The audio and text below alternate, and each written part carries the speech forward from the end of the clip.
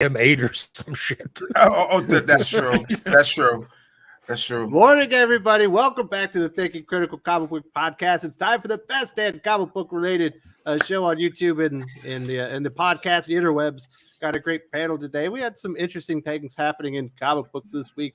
Jonathan Hickman is finally speaking as his time as X-Men is wrapping up. We had the big lawsuits between Marvel and some of the families of some of the original creators of the properties that took Marvel into the stratosphere starting about 60 years ago. A few other things to talk about. And here with us to talk about this, the first time on the channel, well, not on the channel, here on the stream, we got Jerome. He's a music producer, but he's also a huge comic fan. How you doing, Jerome? Hey, guys. How are you? Good morning. We are doing great. Glad welcome, sir. You could make it. Oh, thank you. Thank you. Welcome. Thank you. I appreciate that, guys. It's again, just like I said, it's an honor to be here with you guys. Watch you guys, and I listen to you all the time. So I'm a huge fan of everything you guys put out. Well, thanks, you very much. Hopefully you're ready to talk some comic books. We've also got Perch returning to the stream. It's been so long. You were a little under weather. You're a little overwhelmed with all your work. How you doing, Perch? I'm doing great. I'm glad to be here and a wonderful panel. So I'm lucky to be talking to all these good people. Man, you got anything big coming up? I know you always got those big interviews. Yeah, I've got. Well, I mean, yes, I have some good interviews coming up. One person I've really wanted to be interviewed for a long time is Chris Claremont, and he's coming up. And that's so. Whoa, okay, now I'm fucking jealous, bitch. Are you bringing Doc on? What's going on here? Wow. Yeah. So that should be a good one. I'm looking forward to that. And we have some other surprises. Mark Millar's finally, his schedule is going to align. So I think there's going to be some really good ones. Wow. That's very cool. Congratulations. Yeah, it'll be fun. That's the day. We've also got Tristen from Nerdette's Newsstand. How you doing, Tristen? Pretty good. How are you, Wes? I'm doing fantastic. I know you've always got some big interviews lined up. You got anything coming up this week or maybe that just dropped that people need to know about? Yeah, I just had Ram V on my morning show that I do. Absolute amazing creator, and he's so nice. He talked a little bit about where he's going because he's leaving Catwoman and Justice League Dark. So he's talking a little bit about that. But as of this week, I don't have anything lined up, but that won't last long. Hopefully. So he's just doing Venom? No, he'll have Swamp Thing also, and then he's doing a couple creator-owned projects. Man, hopefully he's doing a sequel to These Savage Shores. Right? Wouldn't that be the one? Oh, yeah. Or Blue and Green. Yeah, absolutely. That was a great book as well. So very exciting stuff. Congratulations. Ram V is absolutely a fantastic creator. Yeah. Also, last but not least, we've got Doc here. How you doing, Doc? Are you in a good mood or are you in a bad mood? I'm in a Saturday fucking morning mood. And we'll see what this the weekly comic shit show brings. But thanks for having me. Well, I'm glad you could make it. You know, we had a big week at X-Men. We got before I do this, I want to say definitely I think I see Josh is in the comments, but he's still feeling a little bit under the weather. So give him some motivation. Say that we're all rooting for him to feel better, as well as Drew from Comics Elite. He's not feeling very well today as well. So definitely send out all of your thoughts and prayers, good vibes, whatever you got to give out to Josh and Drew. Hey, Josh, Drew, get better. Blessings to you. Make sure that you take the necessary things to get your health back in order, especially in these times. Stay hydrated. That's that's the greatest one. Say yes, indeed. So we got Lane Craver. Thank you so much for supporting the channel. Perch, I need to know, are you reading Extreme Carnage? If you have, has it felt like some of the art has vomited over your face in some of the one-shots? I'm reading that book. It's a lot of these one-shots and these tie-ins. It really does feel like they're I don't know. They felt like they had to get some book out. So the art is there's some shaky art in some of these, and definitely some of these tie-ins. Some of the ones I got some comps from next week, and there's some very sketchy looking art. Is that DC, Marvel? Is it both? Marvel is more Marvel, but I mean, this isn't that. It just always happens when you get this mandate to kind of push a bunch of extra comics, bloat an event, everything else. You get these things that look like they're very rushed, and there you go. Absolutely. So Lane Craver, it's not just you. Perch has seen it as well. He's not all that impressed with the art on these one shots. It's goofy, yeah. And as I said, thank you so much for supporting the channel. Let's get right into it. We, if you remember, Jonathan Hickman was the belle, the ball. He was the talk of the comic book industry when the House of X Powers of 10 came out. He was doing all these interviews. Everyone was singing the praises, including us here. We were all over House of X Powers of 10. We got into Dawn of X. He was still doing a few interviews here and there. Things seemed to go off the rails. He kind of went, silent as far as the media. Stopped doing interviews. He actually shut down his social media. Now he started up a Substack with his new agreement there. He announced his time at X-Men was ending with Entertainment Weekly, and now he's done a couple of interviews with AITP or AIPT, Adventures in Poor Taste. Just want to kind of talk about some of the things Hickman's saying and what we can glean from it. Obviously, Doc is the X-Men historian. Doc, what are your thoughts on some of these Hickman interviews? Is there anything in there that you think is juicy or interesting? A little bit. You can when you peel it back a little bit, you could definitely see his disappointment in how this whole thing kind of turned out. But at the same time, he's like, "Yeah, fuck it, I got paid." I mean, he does. You could tell, like, there's a lot of things that he really, really, really wished that he could have done on this. He had much bigger plans, but all the kids playing in the Skyscraper Foundation sandbox decided, nah, it's just the sandbox. So, yeah, he's very, I don't know. You can see a lot of everybody else is still kissing his ass because they know that the only reason that they have any job over there right now is because he just kind of said, yeah, I guess you can kind of work there.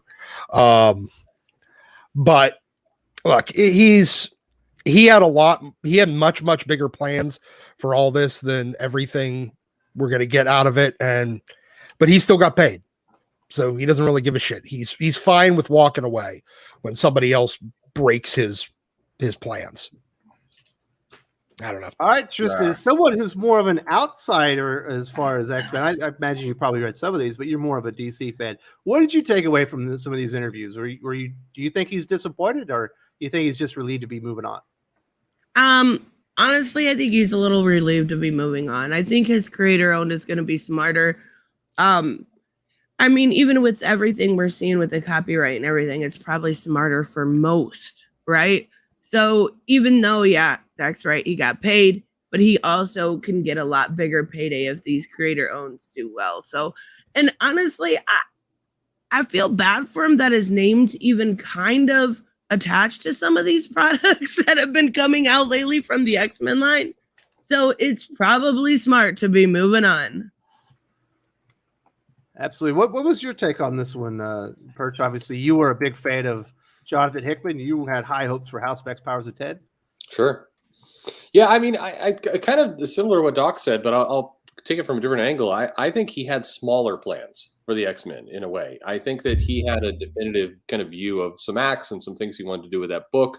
He had this idea, and I think he ran into something that's happened at Marvel for decades that Peter David's complained about, Chris Claremont's complained about of editorial comes in, the company comes in and says, hey, we're making money. Now let's do times 10 the books. And I think that, as he said in some of the interviews, very quickly got way beyond him. He had a plan. Now, I've heard a lot of people talk about how he got saddled with some of these people, but I mean, he is friends with Teenie Howard. He brought Teenie Howard into his Substack.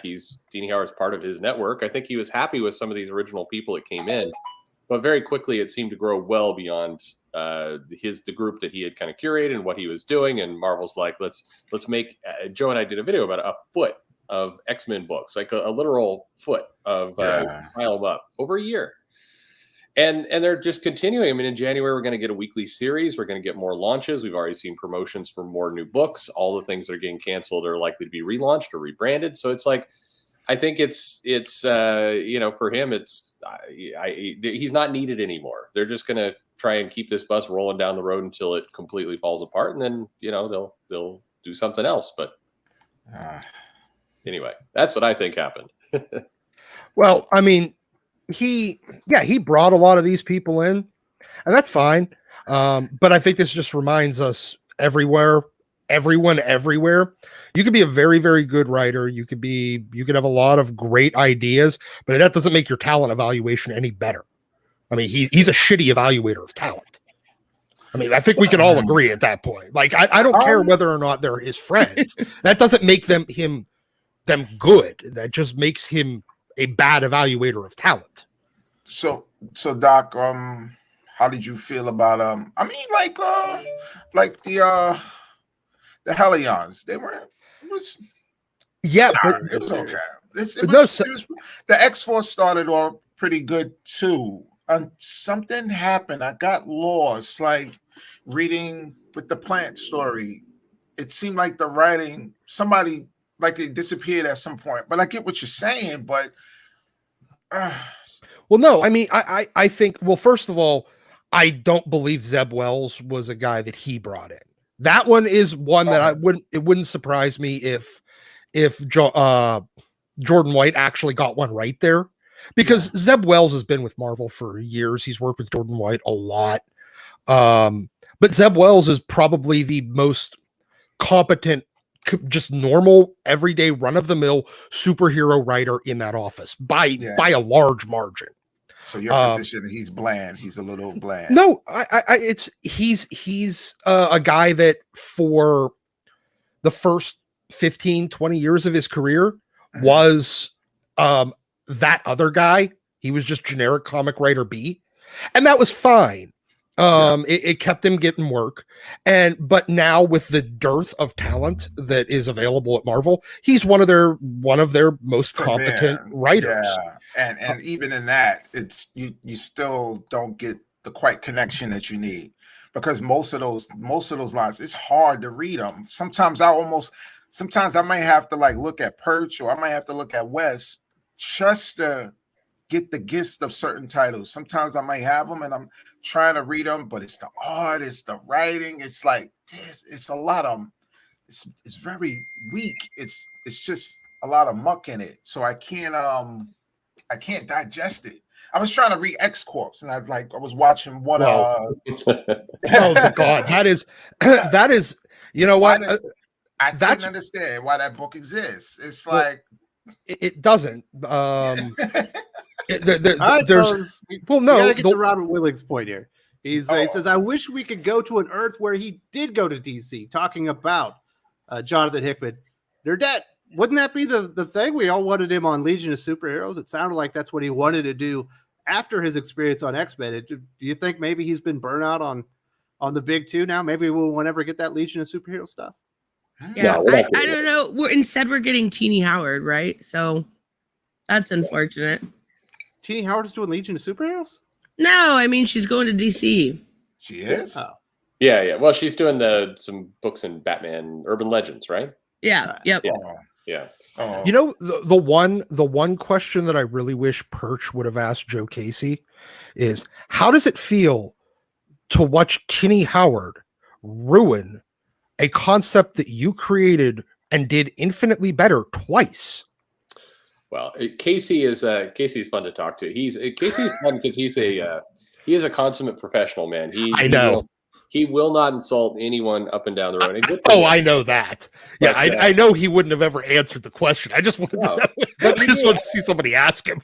No, you do see when you talk to some of these creators and you see some of the ways that their work kind of spiraled on. And we've got into a little bit with the America Chavez character. It's I think he had a good attitude of it. It's you create something, you do your best, but it is work for hire, and you just have to say goodbye. It's like you're sending the child off, but on this, they're gone, and you can't really pay too much attention after they're gone, or you drive yourself crazy. So, but this is again with Hickman and everything else. The problem I think with everything is just Marvel had a success when House of X Powers of 10 came out. The scramble in September, October, when that series wrapped up and they were getting ready for the launch of the 6 titles, you could see the problem right away. They started double shipping things that they didn't need to. Almost immediately you saw this very bizarre shipping schedule, and the quest was quick, double, triple the line. And the part about this I find bittersweet a little bit is that Wes and I were on his channel doing predictions at the beginning of this year.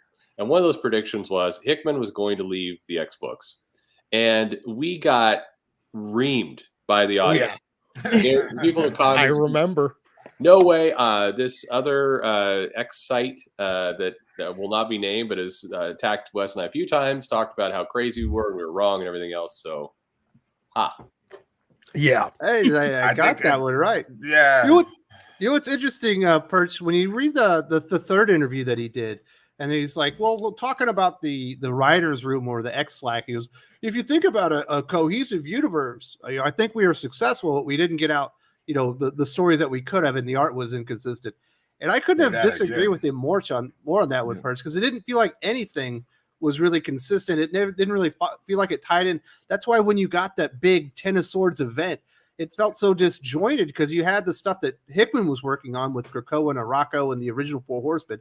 You try to integrate it with all this otherworld stuff that Tini Howard was doing with the Excalibur, and it ended up being a complete mess. So he's got to see that, right? Well, I mean, I think there's a little bit of just, saying glass half full kind of approach. But I do think that the X Office in general, I think this is comics overall, they get very kind of myopic about themselves in some cases. And I don't mean this is a big burn or anything, but there's this belief sometimes that things are working better than they are. I do believe that people are in the X Slack really truly believe that they're a functioning, well, tight knit unit and everything is holding together really well. I believe they actually believe that. There's a disconnect. I mean, a major one, because if you talk to the average customer, not just people on Twitter or on shows like this, but you go into a shop, there's a lot of questions in the shop about that.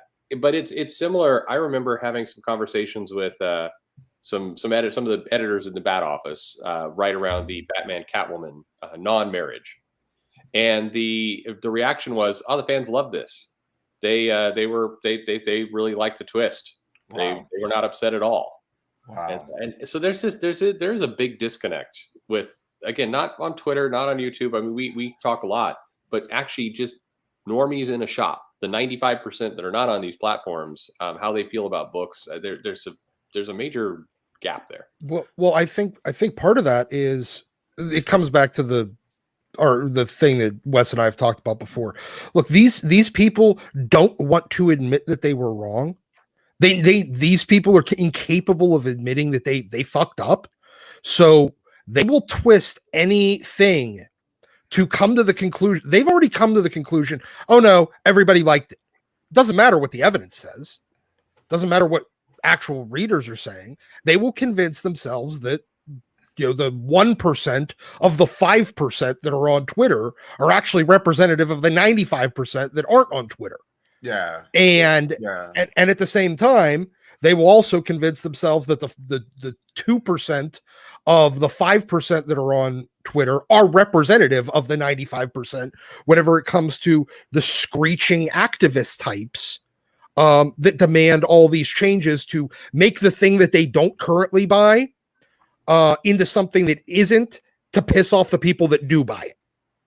Yeah. So it's this weird, they've already come to their conclusion. They will just find whatever evidence is necessary to justify their conclusion. It's odd. It's odd. Yeah. It's weird to talk to somebody. I mean, Tristan's done the interview with MB and many others. Stephanie Phillips, I think. So congratulations on those. It's odd though when you talk to people. A lot of the people, there's this genuine, no, this has worked.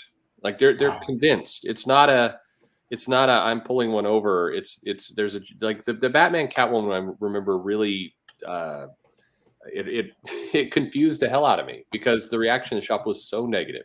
Again, forgetting about the internet, just in the shop, people were so angry. And the sales numbers dropped after that. There was a definitive, you could see evidence. But even months later, talking to editors in that office, and they're like, no, it went great. Everybody was happy. So Perch, I'm sorry, Doc. So Perch, no, go. I'm sorry, thank you. So Perch, where do they get their feelings from? Like, don't they have someone inside of the company who just go to local comic stores and get the pulse? I don't know. I think there's a bit of things going on here. I think that sometimes the creator goes to the shop and the creator gets a fake reaction because they are the creator. So people are very happy to see them. It's a little bit like you know. So And- until after that, then they just get dazzled, and somebody is just going to give them good energy, and they're going to go along with that. Maybe they need to have somebody go in there that no one recognized, and they get a secret shoppers. Yeah, something like that. But that's kind of weird because Perch, the way that you're describing it is almost as if they're creating their own reality. They can't get this information offline because you know what? They're almost apprehensive about the opinions that they get online. But then on the other hand of the stick, it just seems like as long as they're in the office, that energy is just like, positivity. What we're doing is right. What we're doing is right. Forget everything else. I just don't understand it, and when you see the sales, I'm sorry, go ahead, Tris. No. I interrupted you. I was going to say, to be fair, I'm glad Catwoman and Selena and Bruce didn't get married. Just saying. I know a lot of people are upset about that, but they should be apart. Maybe you should have opened in the first place. Yeah. Well, they shouldn't have promised it. We do have Kenneth Dowling chiming in. He says, "Hello, folks. Hopping on the channel late. You're not very late. We just started. Straight buck wild in the place to be, which is Thinking Critical. Hit that like button, people. Absolutely hit the like button. What are we on right now? I think we're on 42 likes. We got over 145 people on here right now. So if you got a little bit of time, it's free. Go hit the like button. Let everyone know that we're having a good conversation here. We got Tristen in the house. We got Perch in the house. We got Jerome in the house having a good conversation. And so definitely do that. And thank you very much to Kenneth Dowling for supporting the channel. We've got another. We got Wolfstein 3D from all the way from Europe. We got, should an entertainment industry company have clear KPIs to evaluate how certain products and artists perform? Yeah, they should. But you have to. How do you function otherwise? Because right now it's, this thing is great. Well, the sales went down. That's proof that it's great. Well, what's proof that it's bad then? Sales go up? For the benefit, I don't know how many people in the chat. KPIs is businesses, key performance indicators is what that stands for. And it's basically saying, hey, when we get to this point, this is what we're going to use to test if things are going well or not. Like are the sales at a certain number or below it, or what's the reaction? These are ways people evaluate if they're doing the right thing. And you're able to determine what success looks like. Yeah. Yes. You can define it ahead of time. Very few people. It's very common. I talk to people in comics; they have no idea what that term is. And there's this. It's somebody else's problem game where the creators, and in their defense, they're freelancers. They're work for hire. I think it's smart if they have a good picture of where things are succeeding or not. But they are hired on a project by project basis. The people who are full time, the editorial staff, they should absolutely know this too. But they will often say, "Look, they put me on 12 books. I should be doing 4. How am I supposed to do this?" And so you get this like, okay, who's driving the bus? Absolutely. Thank you very much to Wolfstein. We've got Sigma Comics. Thank you so much for supporting the channel. Very generous. $20 super chat. Channels such as Wes's and Perch's and commentary from other guests here are vital to bringing awareness to comics and discussing trends. Sigma Comics care only about substance and accuracy. We get it here, support them. Well, thank you very much. We definitely strive to do that and bring that kind of information. I know the icon. Love the icon too. Sigma puts out good stuff. So yeah. Absolutely. And I know, Tristen, as a YouTuber yourself, it's sometimes difficult to get the information out there because just like probably the people at the comic store, you get so much feedback from both sides. You don't even know what's going on. Oh yeah, absolutely. I think I don't think anyone quite can get this stuff out as fast as you and Perch, though. I'm sitting there like 2 days later trying to get the stories out. Like, okay, well, what's the point here? But yeah, it's definitely hard. Yeah. Well, you got to give up on quality. See, that's my secret. Yes. Yeah. You just don't give a shit about audio. I talk to people and they're like, I've got to edit this video before I put it up. I'm like, edit? What are you talking about? I stopped editing a while ago. No editing. You just go live. You try to Dang, I need to quit editing. That's at least an hour. I know, right? Not said another swear word. Am I going to bleep this one or can I cut it? I put up some video where, like, in the middle of the recording, something caught in my throat and just started coughing horribly for like 30 seconds, and then I'm like, nice. I resume, and I'm thinking in my head, I'll remember to cut this part out. No, I did not. So what you're Go ahead, guys. Keep going. Sorry. So what you're saying is that you're really actually Zach's evil twin. I think he edits. I mean, he does. Yeah. He's doing it wrong. Too much editing. Sometimes a he say it cough, live. I'm editing it out. I'll do that. I'm If I sorry, fart Jerome, real loud. Yeah. There you go. Yeah. So thank you very much to Sigma Comics. I appreciate the support. And, it's a thankless job sometimes, but it's definitely nice to hear that you're hitting some things that people are understanding or really appreciating. Now, Doc, I'm sure you noticed the one part where he's talking about Ben Percy's upcoming 10 Lives of Wolverine, X Deaths of Wolverine? No, it's 10 Something and like 10. It's 10 and 10. Yeah. Whatever. That's not neither here nor there. Apparently, that's a big pivoting point to where, basically the X line is going to stop. We're going to have this Sabretooth series. We're going to get this thing for 3 months, and it's pivoting the X-Men franchise, post Jonathan Hickman. Is this going to be the second age of Krakoa? Does it feel like it's supposed to be important? No, it's going to be important. Yes. But I feel like this is setting up the second half of the first act. Like the end of because the Moira X thing was definitely supposed to be part of the first act. And all this seems to be is repurposed plot from that, using a different central character. Like the actual purpose of the story, furthering the overall narrative of the Hickman era X office was going to be Moira X, and now this seems to be filling that spot. Because there's nobody else that really understood what the hell Hickman was doing with Moira, but Ben Percy at least understands what he's doing with Wolverine. So in a similar way to the Sword Party X, they decided to kind of merge two ideas. Part of what Percy was leading towards in X-Force and Wolverine, mixed with what Hickman had planned for Moira. So I think it leads into the last half, like the big change that would have led to the second age of Krakoa. But I don't think this is actually a wholesale change. Otherwise, I mean, hey, we're about to get our first volume of X-Men that's under 6 issues.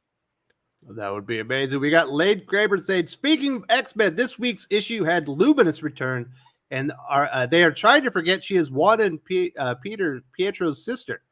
I thought that was funny. Did you notice that one, Perch? I noticed, like, if you didn't know that, because they were like, she's a different character that just happens to have their powers. Yeah, but didn't Jerry Duggan write that issue where they revealed Luminous? I thought he was the writer for that first evolutionary story as well. Like, I mean, he wrote both titles, I think, didn't he? I thought he did. I think he did both. So I'm surprised that was not mentioned. Yes. Are we sure it wasn't Cullen Bunn? Because they're the same person. No, but he did some of those Uncanny Avengers stories where I thought they brought this out. So the confusing part to me is, yes, I thought it was funny. I thought it was confusing. I thought it was. Oh, that was Remender. No, that was after Remender left. That was the High Evolutionary was after Remender was out. No, it was on the volume 2, right, that led right up to Axis. Volume 2 of Uncanny Avengers was still Remender.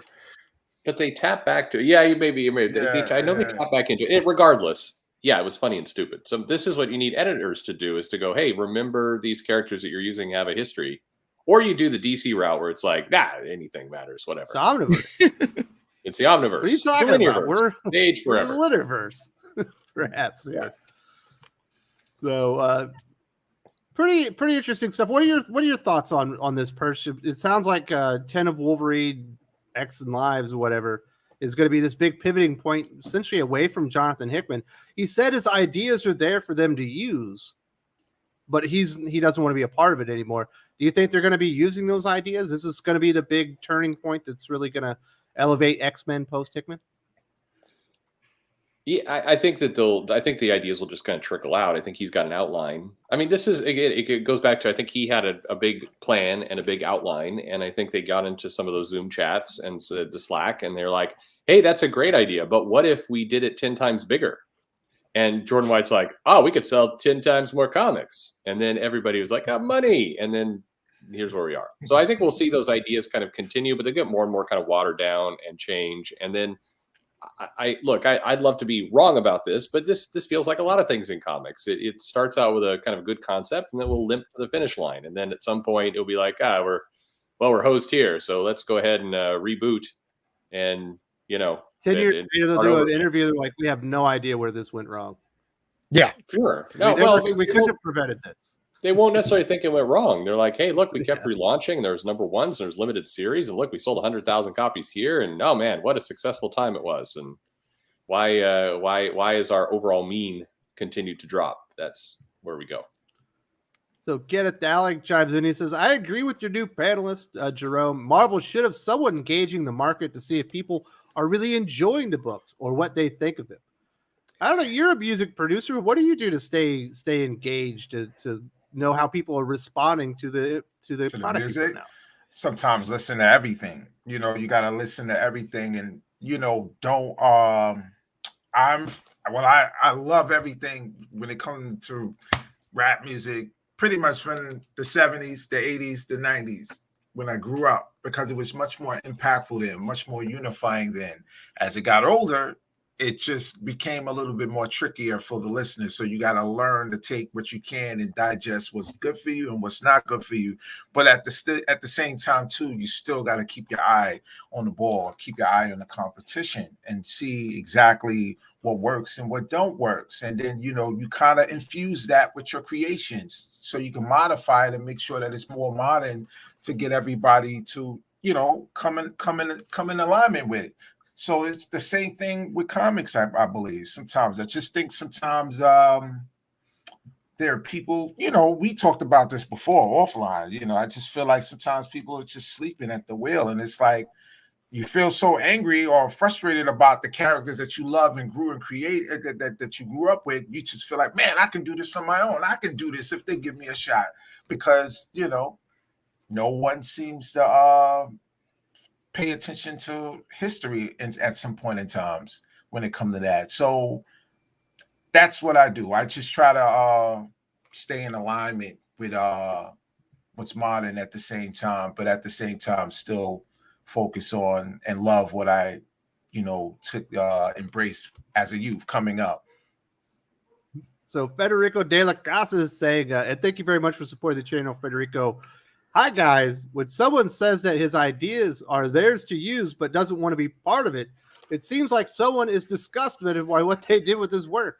Nerdette, reading the interviews, is that the takeaway you had? Because that's kind of the way I felt. I was like, if he really loved being in there and the ideas were excited, he'd want to continue them and execute it himself. But the fact that he's leaving them on the table and saying, I'm walking away, tells you there's a little bit more to the story, don't you think? I mean, yes and no. It doesn't seem like he's necessarily like ashamed of the original ideas and what he had planned, but it does seem like it went off track at some point. I don't know necessarily if disgusted is the right word, but I definitely think there was I think Perch said it right when he said it was a lot smaller. And I think the idea that he originally had being of a smaller size would have maybe worked. I don't know. We can't know that necessarily, but I think he definitely maybe thought that his ideas were taken a little bit and blown out of proportion and kind of watered down and made definitely convoluted at some point. Yeah, you there in that interview, there are, if you read closely, he is saying some things, but it's flying over people's heads. But you got to read what he's saying. He is saying some things that seem like very much whatever exactly what Trish is saying. So that was my take as well. Like, yeah, I think he wanted it to be a little bit smaller. And I liked the idea that he was implying, early in the interview where it was like, all right, they'll do the X-Men for this particular time. And then, 2 weeks later, another issue will come out. That was fantastic. But then, remember the rollout, like what Perch was talking about earlier. It was kind of crazy. And then I recently, guys, I just finished reading the Fallen Angels series, the 6-issue series. I ran through that, and it was just like, that didn't even need to come out. It didn't need to be a part of that first run. That one was heavily changed by editorial. Really? Kind of later in the process. We talked to Brian Edward Hill about that, and it's that was his first and last book with the X Office, and I think there's reasons. Yeah, it was. That. I feel like the feeling that I really got in reading Hickman's interview, though, was he had ideas, he tried fighting for them, but none of it was worth the uphill battle that he was in. So he just kind of threw up his hands and said, okay, sure. Yeah. But, as a producer and kind of in his role, he came up with a big outline. He got paid for it. He was kind of overseeing this line, and he got paid for it.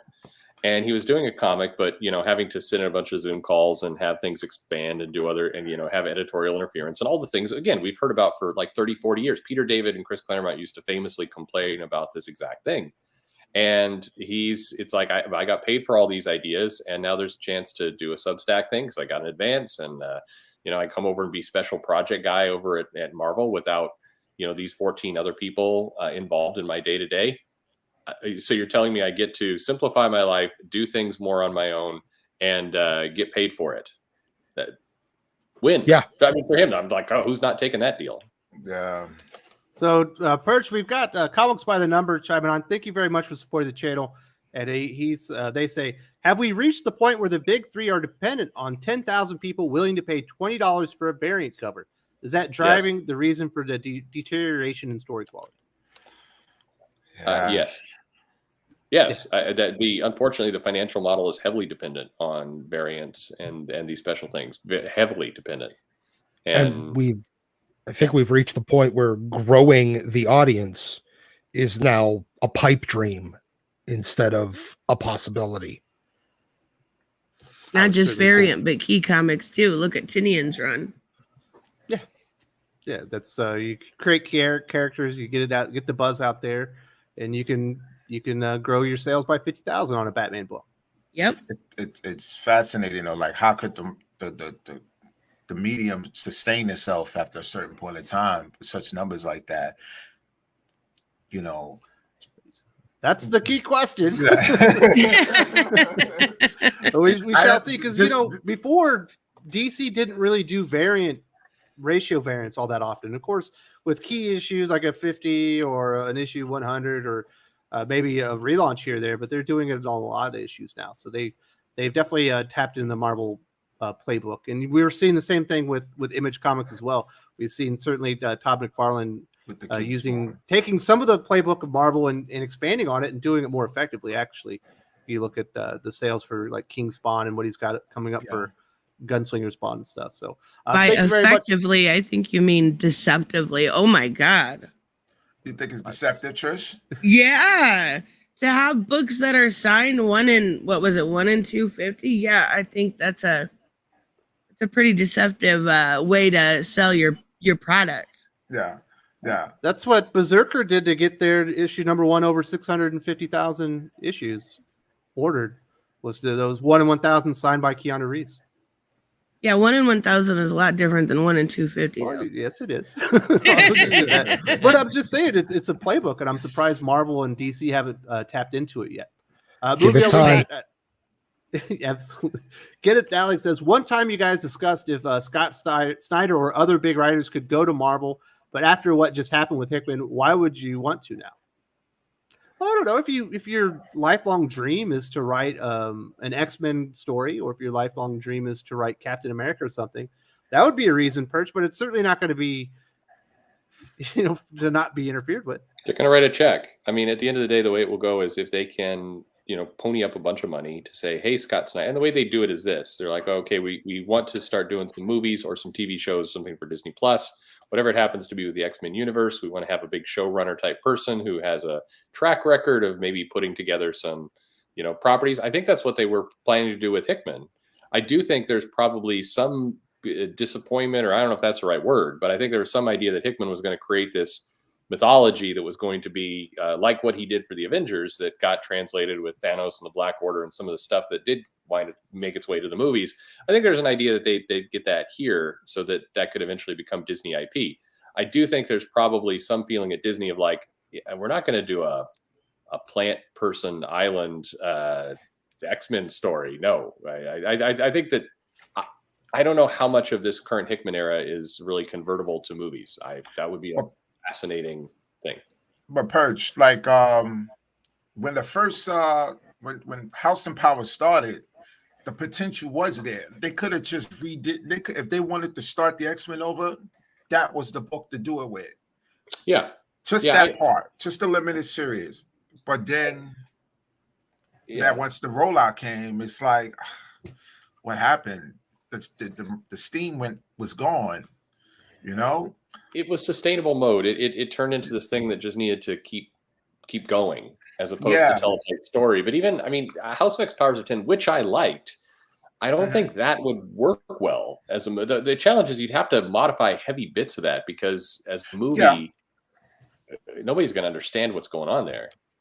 Yeah, there's a lot of deep concepts. there is, but if you wanted to do the X-Men over, that would have been a great source of reference they could have used to exactly enact that. And right now the way it looks, you don't almost don't want to look at it. I love it just like you do. I'm in it. But when I keep thinking about, I pretty much stopped caring about the X-Men after issue number 3, and then once I read once when Nimrod came back online, it was like, whoa, this is it. This is how it's supposed to be. But by then, you knew Hickman was out for lunch, so it was just like, you don't care anymore. We got Sigma Comics once again, and thank you so much. This is a very generous $50 super chat. The big two are lost. Can't force people to like your comics. Insults, expensive prices. Fans are getting fed up. At $2.99, here comes Calico. Is our attempt to change things.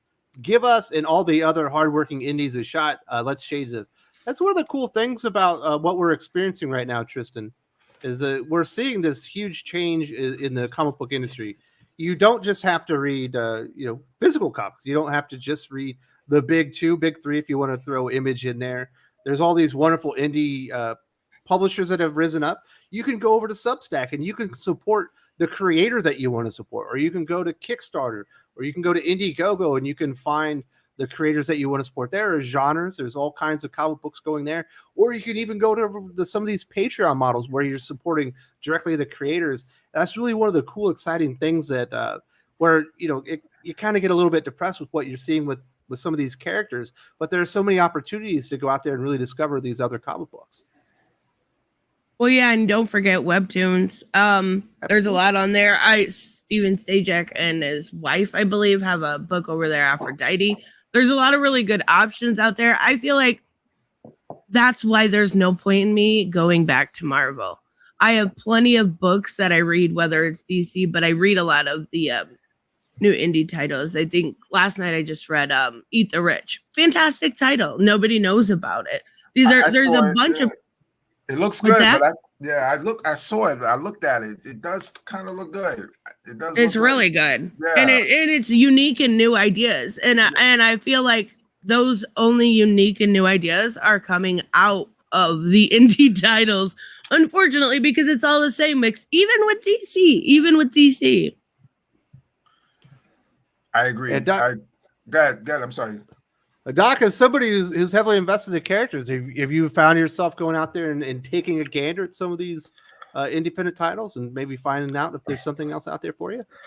I've tried on and off. I've had a little bit of luck here and there, but the thing is, I'm real big on art. I like the story has to be good, obviously, but it doesn't need to be groundbreaking. But the problem is, on most indie books, sorry, the art's shit. It looks like bad storyboarding. It's in a lot of cases. Now, I haven't seen Sigma Comics books, so please don't take this as an insult. I have no idea what your art looks like. But most of it looks like barely above webtoons. And I'm just not really interested. I like dynamic art, which I'm not getting right now for pretty much anybody. Dynamic art, strong lines. I'm seeing a lot of actually good art on the indie scene. I'm seeing, well, as far as like some of the smaller guys on crowdfunding and stuff, I'm seeing better art than writing is what I'm seeing, Perch. I think it's shifting. I mean, the challenge with the indie market has always been it's, artists are expensive and it's a sunk cost and you don't have the money to do that. So that's why you get a lot of what you get. But you are seeing different funding models. I should launch the first comic with some people next week. And part of that is to take some money and pre-fund it so you can get, some better results out of it. And it's going to take time, but I do think you're going to see the indies are getting better and better art because it is, there's ways to actually get the money to people. But in the past, what would happen is, the big two knew that they could fund it just enough to outbid the indies. So anyone who was trying to make money out of comics, it was just a slightly better deal to work for the big two. And that was the model they played. But now hopefully that improves. And I do think that's going to continue to improve. And you're also seeing, I think, artists who are just wanting to have more control than the big two are willing to give them. And I think that's another factor. But I think we're in this about two to 3 year cycle where you'll see better and better work coming out from the indies. I think the next thing to crack is that the indies have to figure out how to get the funding, the better artwork, and some reliability on schedule. The last frontier of how to fix it. Yeah. Well, certainly, Tim Lim and has really got that one down to a science with sure. Yeah. Tim is great. I mentioned him on the show last night. Really, really a fan of what he does. I think the question for him and not him, but for that label becomes, okay, so he's doing great. How do now we get him scaled where there's a book a month that can come out from him or, without killing him. Right. So how do you take what he does very well and you expand it? That's the name of the game over the next 2 years. Yeah. For indies, like over the last few years, the ones that I've really most liked, I mean, granted, a lot of them are because I've spoken to and interacted a lot with the creators, but I love what Luigi has done on Rags. I mean, it's great superhero style art. I love what Matt Weldon has done on Punchline, as well as what he's done when he's worked with Doug Ernst or Tim Lim or Mark Pellegrini. I really love Tim Lim's stuff. So there's certain styles because they're a more polished style, and you don't often get those in a lot of indies. And if not, it feels like storyboarding for a television show. And that bores me. Everything they say, but thank you very much to the Sigma Comics for supporting the channel. We really appreciate that. Definitely shout out and definitely go check out Calico and see if that's something you're interested in. It sounds like at $2.99, it's a really good value. Yeah. Is he on Twitter? Is he on Twitter by any chance? On social media? Yes. Probably not. All right, I'll catch up with him. Federico de la Casa. In the meanwhile, Guardians of the Galaxy closed, and we have one final issue every week. As Perch said, Marauders closed without saying it, and many will follow. Is Marauders done, Perch? They hinted at it. It's ended, or this is a sounds like it's a hiatus. Well, it's stopping, and it will come back after the X. I mean, in some form or fashion. Will it still be called Hellions? Who knows? Maybe it'll be called something else. I think it's very unlikely Zeb Wells will be on it because he's part of the new Spider-Man office, and they've got to crank out a comic every week. So I think I would. Are you talking about Marauders that Jerry Duggan would? Because we know Hellions was canceled. Oh, sorry, I thought you said Hellions. Marauders was it's the beginning of a new age with a new crew. It's going to relaunch. They need to get a number one. Is it one? Yeah, I'm sure they'll do a number one. I mean, it's too tempting. It's way too. You get the variants, you get the speculative. It's way too tempting. But what I hate is in this question is you need to say what you're doing. I hate this this stealth cancel stuff that in Marvel in particular does. It really pisses off the retailers. It pisses off the readers. There's no excuse for it. Just you have to communicate this stuff. Well, they have to do a new #1 to gin up sales because they can't let their new head of X, generic Duggan, be a failure.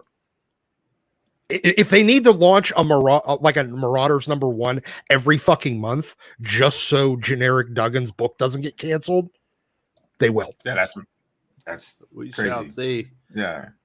Robert Willig is it. He says, when it comes to new writers, I think Jeremy Adams and Tim Sheridan show the difference in approach.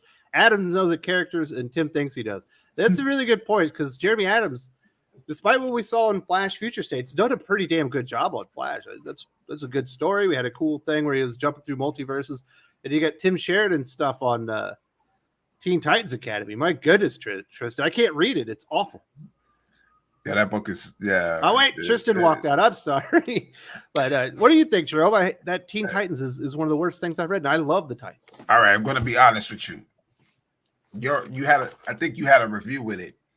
And I was like, why? Like, he didn't give it a shot? All right, so I think I saw the Future State version first. And I like Sandoval's art. So I was like, oh, this is pretty good. Let me get into it. So I couldn't understand it until I read the first 3 issues. When I saw the first 3 issues and I seen Red X, and it was like, I didn't even know they had Red X actually in the mainstream comics at that point in time. It was just weird. And it just was like a cheap ripoff of Strange Academy. If you read Strange Academy, it's so beautiful. It's so great for kids to get into. And when you see that, you see the parallels. Like, they're trying so hard to do that, but the story is just so shoddy. You can't commit to it after a point in time. So I got clearly what you said once I finished reading those 3 issues, and I kind of like just said, all right, just let it stack up. I'll see it when it ends and finish it off. But yeah, it is weak sauce. It is there. What did you think about the 2 new writers there that Robert Willing brings up, Tristan? We got Jeremy Adams, which I think is doing pretty darn good work on Flash, and Tim Sheridan, who I'll never read again because of his work on Titans Academy. It's terrible. Read Titans United. Titans United was fantastic. Better than that first issue. That was better. Which Tris, that's the latest one, right? I think I saw something. Yeah. All right, I gotta see that. Yeah. That looks really interesting. I'm so sick already of the Red X storyline. I just literally don't care who he is. I don't care. At first, I was like, this is kind of cool. Maybe it's Clown Hunter. Maybe it's this person. Now I'm like, yeah, I dropped your book. Sorry. It's bad. But Jeremy Adams is fantastic. I think he's one that should get a little bit more work. His work with Wally has been really good. That last issue, so dang cute with his daughter and everything. I absolutely love the way they were jumping through the multiverse. I love Jeremy Adams. Tim Sheridan, even his work on that Shazam title. Oh, bad. Like just, so bad. Well, yeah. Like, terrible. All right, Doc, I'm going to give this one to you because you're so salty today. Kenneth Dowling asked about reading indie titles, and some people in the chat mentioned Invincible and Spawn. Do those books count because they're so successful? Are those indie titles? I don't count Image titles as indie books. They're the 3rd largest publisher. I don't care if they're all creator owned. It's still the 3rd largest publisher releasing the title. It's not an indie book. Sorry, I love those titles. But I just don't consider them indie books. So the same way I don't consider Noctera. Yeah, would you consider Mom or Maneaters an indie book? No. They're an indie style. They're an indie style. Propaganda, Perch. Everyone knows what that is. Well, no, they're an indie style, but they're still Image published. They're not actually independent books at that point. I mean, that's the point of indie. Well, you have to be an independent book. I mean, you could be owned. It is, but you're still being distributed. They're doing all of the legwork of getting you into a fucking store. I see where you're going, Doc. I see that. I share some of your thoughts on that. Like, I mean, they're not like Antarctic Press. Yeah, they're not Yeah, like Antarctic Press or just somebody who's like, got some other independent putting out titles. themselves. Yeah, like Yeah, I get you. like What about it's some Boom or dude. something like that? Boom is getting closer to indie. I'd say Or not being Black indie. Mask would be indie, as shitty as they are. Antarctic Press, Alterna, I'd say they're small enough, even though they're on a similar model, they're a similar business model. But it'd be like it's one thing whenever it's for a musician, it'd be like, okay, making an independent movie and then getting it distributed by Sony. What about Aftershock? Aftershock is good too. In some cases, there's some books there. It's a good read, on a quiet day when it's raining. Absolutely. We do need to say welcome to the channel, Skipitosh. Where you been, buddy? What's up, buddy? Hey, what's going on, everyone? Shout out. Hey, Skip. What up? Hey, what's up, Perch? Yeah, man, here, there, everywhere. Doc, green beans are incredible. I didn't forget about you. Green beans are incredible. Green beans, like not fucking steamed shit, like a little bit of salt and pepper and some oil thrown in the oven for a while. God damn, What the that's hell delicious. just happened? We were having a conversation on Twitter. Watching Food Network? Yeah, man. Skip hijacked if they're in a comic book called Green Beans, I don't want to hear about it, fellas. You didn't read that yet? You didn't read Green Beans? What's Green Beans? You got to catch up. You got to catch up. Oh my goodness. Retro Man comes in with the super chat. He says, since Perch is here, I have a question. Is anyone reading any of the Mighty Valkyrie books? Do you think Jason Aaron will ever stop bending over the Thor mythos and let Donnie do his thing?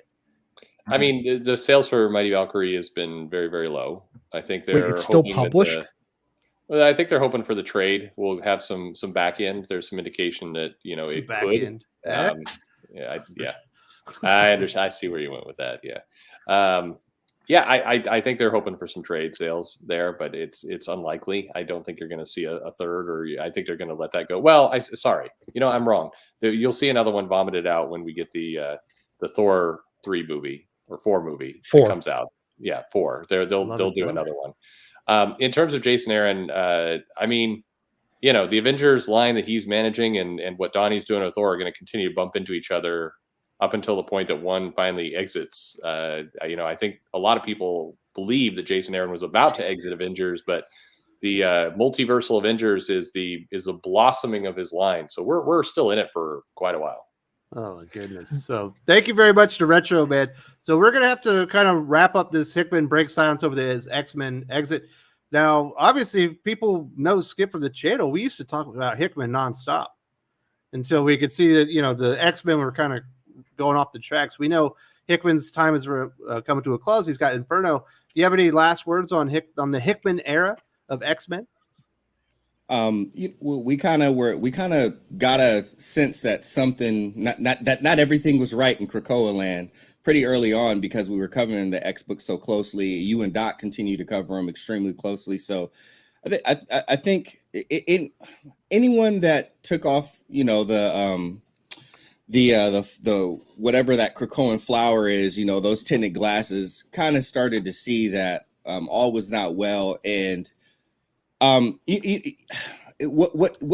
something that we didn't want to be right about. Honestly, Jonathan Hickman is still, like at the top. Like he and Maxwell Prince go back and forth as my top writers in comics currently, and that's not something that we wanted to be right about. But at the same time, we couldn't deny what we were, picking up when we were reading the book. So it's very unfortunate. The nice thing that I'll say is, the type of deal that, whatever Brinks truck that they backed up to Hickman's house to make him come back to Marvel, it's good that they signed him up for Marvel and not just the X-Men book. So he'll be able to stay there and continue to create. And it seems a little bit almost like a Kevin Feige situation, how before he had to go, I forgot who it was, if it was Ike Perlmutter or whatever, he had to go through him in order to get to the top. And once they removed him out of the way, Kevin Feige was able to, operate a lot more freely. And hopefully they kind of do the same thing with Hickman. They say, like, you need an editor, but you don't need someone to be telling you, changing the plan in the middle of it. Let's let you, if we sign off on your vision, let's let you execute it all the way through. You've got a track record and your stuff is so good. It quickly goes from the comic book page to the movies, in regards to like the Black Order and the Ebony Maw, all those characters. So But it's unfortunate. This is how things are going to end. As excited as I know you are for Inferno West, a lot of us here on the panel, and as excited as I am about it, ultimately, this is not how we wanted to see things. A little bit of a disappointment, but at least we get one last hurrah. Maybe he can show us maybe some of what was in his bag of tricks and what we were going to get if he got to have his way. So thank you very much for that. And Kenneth Dowling is excited that you're in the house. Hip hop hooray ho. Yeah. Hey. Nice. Hey. Yeah. What's up, Kenneth? Always good to see you. And so for this next topic, we're gonna have to go out of order because I've got a super chat here, and it kind of leads right into this Larry Hama called Superheroes Fascist thing. And Comics by the Numbers has come in with the $20 super chat. Thank you very much. Thank you for supporting the channel. And he says, Larry Hama mentioned that non-street level heroes were sort of fascist in a recent interview. Is that where a lot of current stories have gone? Civil War, Snyder's Justice League, Hickman's Avengers, X-Men all feel fascist. I don't know. Is that the feeling that you get, Perch? I mean, I think that I saw that interview. I mean, I think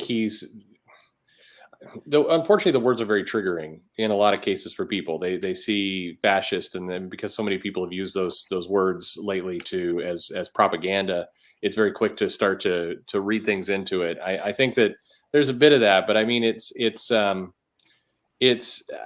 think that there are kind of two parts to this question. I think he was a little bit more casual in his interview than some of the pickup and some of the reprinting and some of the articles that were written about that one quote. I think he was trying to make slightly different point than what got reported. But the second part, I definitely think that there's a Civil War, Justice League, Hickman, all these. I think there's this different understanding of what heroism is now from a lot of the writers, and if you're not trying to, it's kind of what we saw in that Captain America issue. It's if you hear somebody saying something from a distance in a private conversation and you don't get involved in it, then you're somehow a villain. So you have to get involved and you have to kind of push your will on things. And it is, I think that's a massive mistake. But I suspect some other people have some views on this. Absolutely. So I know, Tristen, you had some thoughts on this when I made a video about this, and you disagree with maybe a few of my points. Well, that's because you looked at in my opinion, you looked at the word fascist and thought of a very modern definition. By fascism, it was just meaning the basic concentration of power in one person, right? That's what Larry Hama was looking at, the Ubermensch. That is not a fascist person. That is a psychologically superior being, somebody that is the Ubermensch is a morally superior being to the population, and the reason he comes in is to supersede religion and other moral standards to set a higher precedence and then impart it on the world.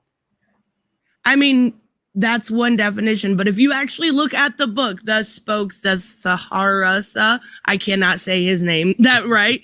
The spoke the Zarathustra. Thank you, Doug. You look at the actual definition of an Ubermensch. It is somebody that makes their own values. They're very independently minded. They're selfish in strategic ways. They're not resentful of other people's success. They accept suffering maybe as a necessary component of better things to come. They're not, they're gentle towards the weak. They are the Superman. So what he was saying was, but Superman by using the term fascist. No, he's not. Absolutely. No, he's That's why not. He was created. Well, I understand that, but you're looking at the definition of a Ubermensch through a very right-wing lens. I'm not right-wing anything. Just look at a historical lens from the writings of Nietzsche. Right, and that's exactly what I'm telling you. Exactly what comes out of that book. There are quite a few different translations of that book, but looking at it through the way that it was framed within that argument from Larry Hama, it was very clear he was not calling them fascists in the way of, oh, you're a fascist, you're a dictator, you're authoritarianism, you're some right-wing nut job.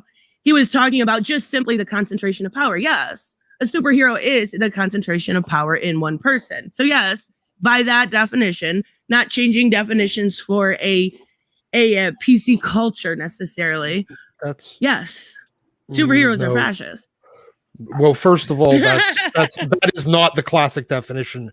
The classic definition of fascism is very simply the authoritarian merger of private and government operations in order to supersede the will of the people. That's what fascism is. Period. There is no other definition prior to that. There's authoritarianism. But that, look, regardless, I don't want to get into splitting hairs on that. But no, he is taking a more modern, everyone I don't like, and everyone that uses power over others to change the world is a fascist. That's the approach he's taking. That's the definition he's using. But no, he is, though, making a valid point. And it's one that I have made repeatedly. Which is that there is an inherently egotistical aspect of being a superhero and or vigilante. You are essentially declaring that your judgment and your ability to determine right from wrong is better than the established system. And it's reason that, I've never liked legacy characters, because that egotism runs contrary to willingly standing in someone's shadow. I'm putting it out. Doc just said legacy characters are fascist.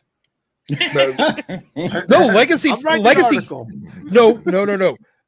Non-legacy characters are fascist in that way because they have both the egotism under the modern. That's my point with Superman. Yeah. He could impart his will on the entire world and make them come to heel, yet he doesn't, because he appreciates that people have to have their own moral will. Yeah. What they're doing with Jonathan Kent is fascist. And that's where Superman is not fascist, because he willingly restrains himself. He has the ability to go modern fascist authoritarian and chooses to restrain himself. Whereas Batman, on the other hand, cannot stop himself. Batman, the Punisher, cannot. Even Spider-Man has a little bit of that to him, but for the most part, because he ties guys up and leaves them for the fucking cops, it's kind of, he's close. Whereas the X-Men, even historically, the Avengers, they under the modern definition of fascism, they're absolutely fascist. They're authoritarians because they try intentionally to shape the world through force. Now, does that necessarily make it a bad thing? No. So I don't see where we're disagreeing here. That's exactly what I was saying. Yeah. My point was on Superman, Tristen. Did you watch the video? Most of it. I was talking about Superman. Superman is Listen. She said that's so cool. Most of it. You only needed to watch most of it. That part was the first 8 minutes. Yeah, I did watch. Yeah, I did. We got Federico De La Casa. I like Hama's work, but if superheroes are fascist, what are the G.I. Joe he wrote for decades? Nazis, a new man idea is a fascist Nazi communist credo. Now, G.I. Joe, on the other hand, they are operating under an established authority. Yes, and under a democratic. They are operating under a republic or democratic authority, not. Now the military power structure may be fascist in that there's no democracy to it, but it's more authoritarian than fascist. Okay. So you're talking from an individual standpoint. Yeah. Individual perspective. That's what you're getting at. That's your stance on it. I see what you're saying. Well, if you are a mandated, essentially, arm of a legitimately democratically elected government, then there's a little bit of fascism to it, but not much. But you're going into someone else's country and you're like overthrowing them because your country knows better than them, then that's fascist, isn't it? But once you like decide to put yourself above the law, there's a degree of egotism and authoritarianism to it that absolutely exists in superheroes. it's a power fantasy. Yep. I think, but in looking at this, I mean, I think you got to figure out what you're arguing against. Is it the point Hama was trying to make, or was it Hama was right? They're actually two separate things. I think Hama was not using the terms correctly. I think he was making a kind of a silly, sloppy point in a lot of cases. I think it was very casual words, because right now people throw out the word fascist and as a very casual word. It's just it's part of a hey, this person bumped in front of me in the self-checkout line at Target. That fascist. I mean, that's how stuff's being done. I think that's what kind of was going on with Hama. And so I think that's people wrote articles and they kind of gave his comments a lot more weight when I think he was saying kind of just an ignorant, casual thing. That's not to excuse it. I don't like people who toss that word out casually, period. So I think that's what he was doing. I think the other part of the argument, and I think we've kind of been arguing both sides, is are these superheroes fascist, or what does it even mean? Which I think is a whole different conversation. Which I obviously have my own point of view on, but anyway, this one to me, like somebody's mentioned Alan Moore, comic creators will come out and they'll use kind of buzzwords of the day in an interview with some, goofy podcaster like me who's half drunk, and stuff makes no sense. Like if you go and you take some of the stuff when I've talked to Sean out of context, we'll both sound like maniacs. Just saying. Absolutely. Yeah. All right, Doc. We're gonna go off subject here. Someone needs to talk to you. Sigma Comics wants to talk to you. Doc, you have a valid point talking about the indie art, but the art in indie books is improving. Ours is top notch. Don't take our word for it. Search Sigma Comics on Instagram. Don't be afraid to explore and give indies a shot, Doc. I will definitely check it out. My issue is more of just the overall. There are definitely indie comics that go against the standard. For most indie comics, most of them tend to just look like shit and look really boring. But there are definitely, as I said, there are books like Rags and Punchline, Came in America, Soul Finder, even with some of the other, like the CG creators are doing, they have some great, now granted, a lot of them are former pros. So, I mean, I get what I'm expecting there, but a lot of them that aren't former pros, they tend to be pretty boring, and they're more storyboard art school artists, and that's really not that fun for me. It's not dynamic enough here. But I will definitely check it out. Being a good illustrator and being a good comic artist are two different things. We just talked about it very much with oh my goodness, I'm forgetting his name right now. Canetti? The dude that's got Wraith the Gods. Wraith the God. Oh, Aaron Lepresti. Aaron Lepresti. He's like, I look a lot of art. You can see that you have very good illustrators, but the comic art part isn't there, where you're doing the sequential storytelling and bring the eye and keeping the things and keeping the action moving. So I know what you're talking about there, Doc. Yeah, that's. But definitely give Sigma Comics a chance. I will definitely check it out. I've never heard of you guys before, so I'm always willing to take a look. So thank you. Go check it out. Yeah. Thank you very much. Thank you for calling Doc out on his bullshit, Sigma Comics. Somebody needs to do this besides Tristen. She's the only one always putting him in his place. Oh man. Doc, what are you doing, Doc? This Larry Hama comment is similar to what Alan Moore said a while back. I'm tired of comic creators becoming traders to comic medium by saying crap like this. Superheroes do good and stop evil, period. There's a little bit more to it to that. But what do you think about that one there, Skip? I think one of the first things to realize, and to put anything in perspective, this is context that goes outside of just what's quoted. These people have, been burnt out, chewed up and spit out by the comic book industry that they love. The reason why we know them, this comic book industry and the great art that they've given to us over the years that we've, enjoyed and loved and, probably paid way too much money to put up on our walls and to come in front of, hundreds of people and talk about every Saturday morning.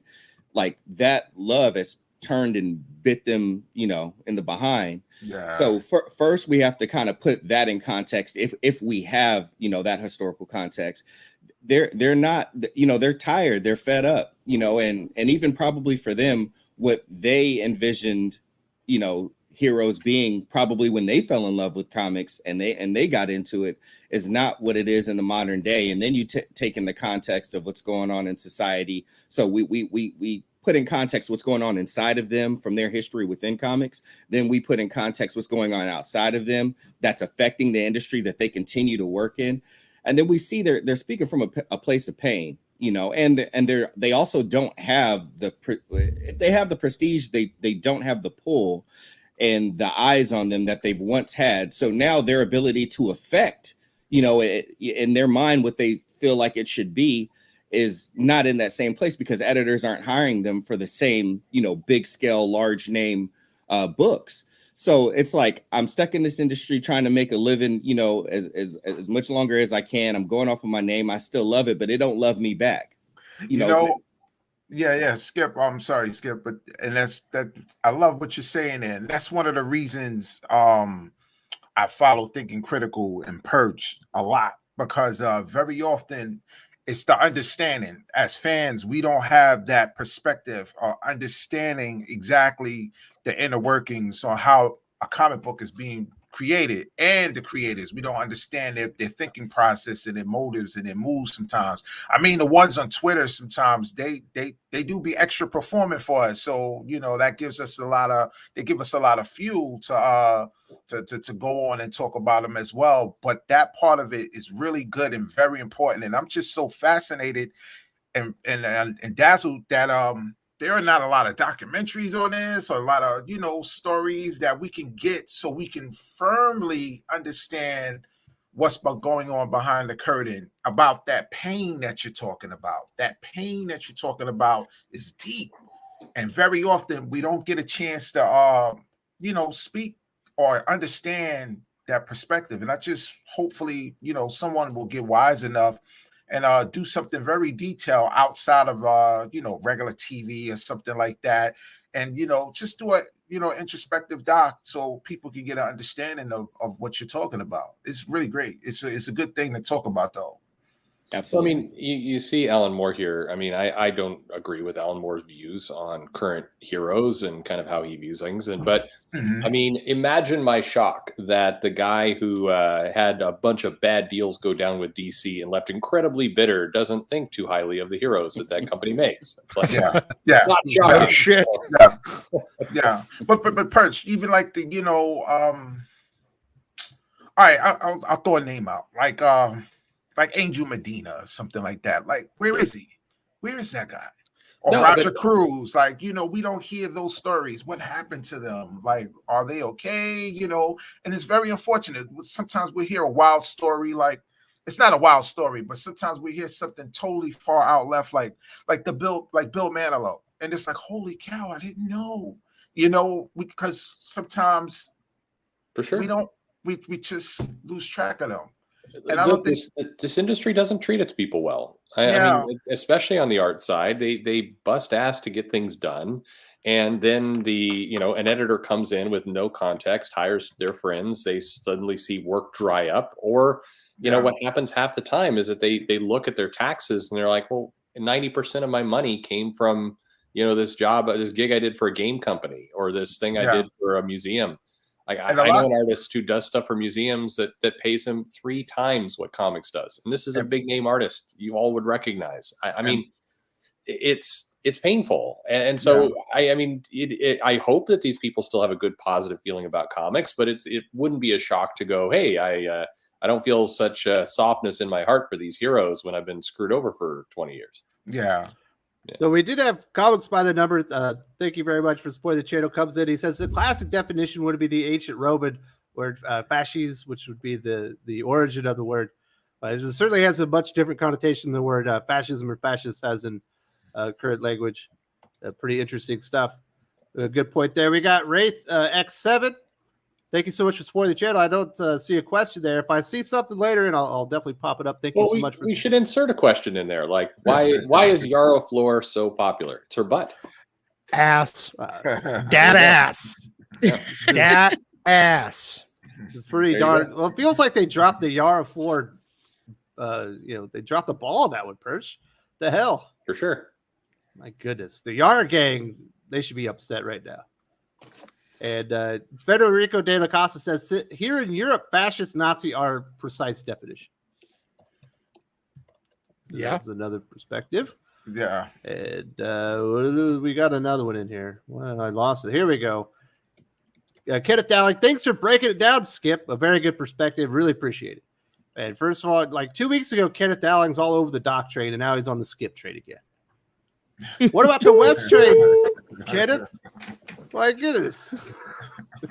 Obviously, I kid. Thank you very much for joining us, Skip. Bringing the perspective, and thank you very much to Kenneth for supporting the channel. We really appreciate that. Thanks for having me. And yeah, I didn't say anything else. We hit the Yar gang anyway, so we answered a question there. Hey, there's a question here. It's not super chat, but it's a good one. Just as Okay, it'll be easier to say it rather than talk. It's how come so much of the art is outsourced from Latin America? Because it feeds into some of this. It's cheaper. It's way cheaper. Really? It's much cheaper to live here in the Philippines than it is to live in America. I can tell you that. And when you have you're outsourcing to locations that have access to infrastructure to get the art to you, but at the same time a very, very low comparative cost of living than living in America. As such, the current page rates that Marvel and DC want to pay are competitive in that market. It's like Walmart buying things that are made in China. So you're saying, Doc, like a guy like Joe Bennett would benefit for something like that?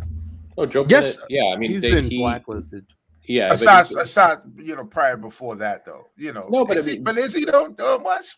they had to pay Bennett less than they would an artist here, and that's absolutely part of the strategy. It's why he got the work he did. It's why his run was by and large interrupted on that book. It was cheaper.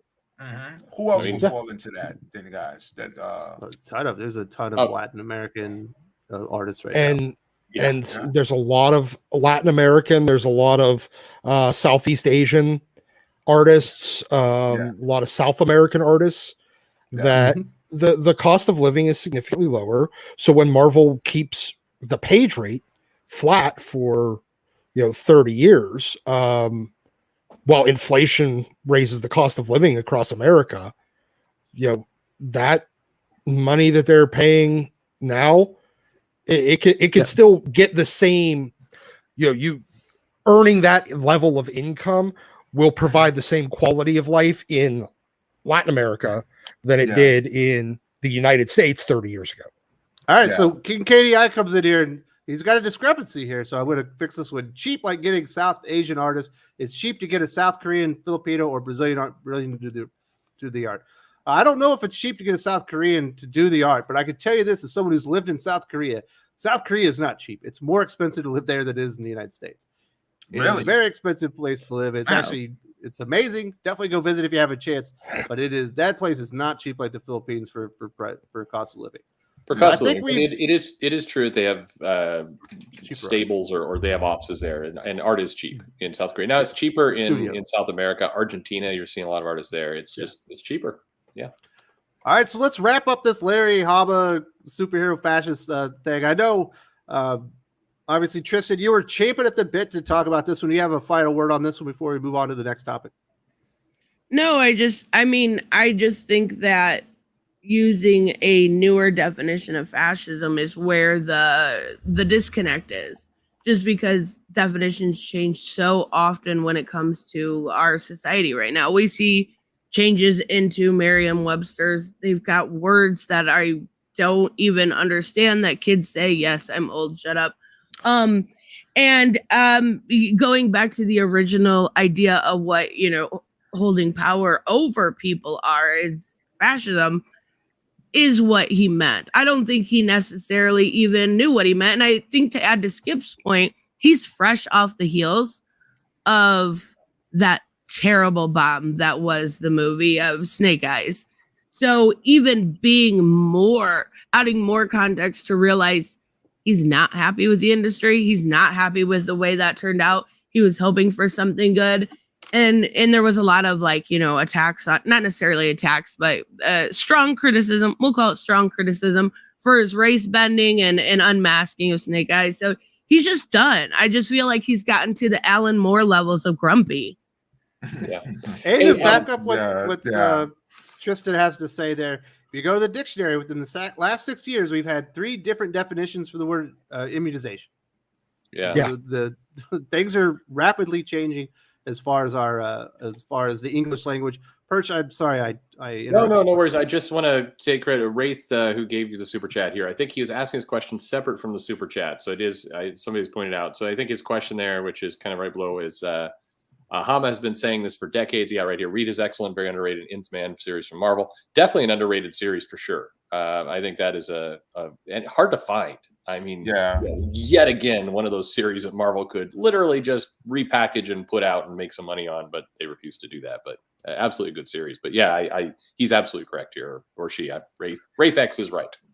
Yeah, and I think Larry's just using the modern nomenclature, whatever the current, if it was to, if the entire society was calling authoritarians, chicken fuckers, he'd just be calling them chicken fuckers. I don't know. I was just thinking of a word. You're like a profane child. Mine comes right to chicken fuckers. All right. Yes. Doc is like a profane 8-year-old. Yeah, that's goodness. I can't bring you to church. I don't know. No, you cannot embarrass me, dude. I would burn the minute I walk in the door. Keep the holy water away from this boy. We got Federico De La Casa that says, and many Italians do. We definitely have some Italians in the comic book industry. Comics by the numbers. The money side of comics drives all the product issues. If only there was a channel that focused on the money side of comics. Shameless, I know. Yeah, I believe that's a shameless plug for Comics by the Numbers, who does apparently focus on the money side of comic books. He does, and he does a really good job of it. Yeah, it's very well read. He's a wealth of knowledge, and he's always coming in and correcting me. Dang it, Comics by the Numbers. Who doesn't love that? I get that all the time. When you're as dumb as I am, Perch, you get a lot of corrections. That's true. Wait, that's why you drink. You know what I'm talking about. You get that stuff too. You're almost as dumb as I am. I drink. I don't see it. So that's what it is. So, let me drink some more. Ignore these comments. So definitely go check out Comics by the Numbers. We really appreciate supporting the channel and being here for this conversation. I knew it was definitely of interest to you. We've also got Michael Johnson Curry. What incentive is there for page rates to ever increase if it's always going to be cheaper just to get just as good a talent from another part of the world? They won't. Yeah. It's going to be like this for a while. I mean, unfortunately, what's going to happen is the money pumping into comics, meaning the purchases, is going to have to go way up to the point that, some business people look at it and go, hey, we've got to get some high quality art on this to maintain this higher, source of revenue that we're starting to get. But we're not at that place right now. So not only that, but hey, let's get artists that speak English as their first language and can regularly attend functions in America to promote the product. Yeah, I mean, well, that first one, I mean, is not I don't think that's going to be a factor. No, it's not as much. The second one is, I mean, they're not putting any money into promotion, so it unfortunately nothing is going to change this. There is no incentive. In fact, the opposite. I think you're going to see it continue to spiral down. And I mean, we talk about manga a lot. Manga does not have great rates either for the vast majority of manga coming out. So it's like, if that's the model that we're headed toward, we're going to be living this for quite a while. Absolutely. Thank you very much to Michael Johnson Curry for supporting the channel. Let's move on. Let's get to what was supposed to be the second topic. Now it's the third. Bendis put out a tweet on his, obviously his Twitter, with a picture of Batman saying there's time for a change. And people kind of lost their minds here. Tristen, I know you are a DC aficionado. Is Bendis going to be the next writer? We know Williamson's probably temporary. Yeah, I think he's only 4 issues. Is he trolling us? Yeah, absolutely. He's got that Jinx World stuff coming up. I mean, maybe, but I very seriously doubt it. But to be fair, I do think Bendis is a much better street level writer than he is when it comes to somebody like Superman. But no, there's no way that Bendis is going to be writing Superman or Batman. I what he did, I almost see that, Tress. I almost see that. I almost see this guy doing it. I don't know. I feel like I don't think a lot of what happened with Superman was his fault. I think that was a lot of editorial oversight when it came to aging Jonathan up. But I don't think that I don't know. Yeah. I'm in denial. I don't No, want no, Bendis no. writing Superman Oh, you didn't like or so much Batman. of it. You didn't like so much of the Superman stuff. Some of it, Nope. like, it's all right, you know. It was okay, you know, not so bad. You know, in some cases, like as it got longer after him fighting, what's the guy, Rongo Czar or something? Once, Right. yeah, once he that kind of wrapped up, you know, it was like, all right, you know, he could have left then. It would have been fine, you know. But for him to do Batman, I could see him trying it. I could see him 8 issues at least, 9 issues, pulling something off. All that writing, that the bubbles, you know, His constantly. Justice League's not bad. It's not the worst thing out there. Yeah. I agree with you with that. It doesn't look so bad, you know, but it's just that no one seems to be actively engaged in it for some weird reason, or we're not speaking on it highly enough. But it needs to, though. I agree with you. I think maybe it's the backup. The Justice League Dark really overshadows it. It's much better, but I don't think it's terrible. Mhm. And I do think that if he got Batman, I don't think it would be terrible as much as people want to say, well, it's Bendis, it's gonna be bad. But I also feel like it was a little bit of a troll. But then again, if you remember, before they announced him on Justice League, he kind of did a very similar thing with just a small piece of the Justice League picture. Yeah. So I'm torn. I'm so torn because I would much rather see Williamson just stick with it. Yeah, and just go right through it and see how it goes from there. We'll see.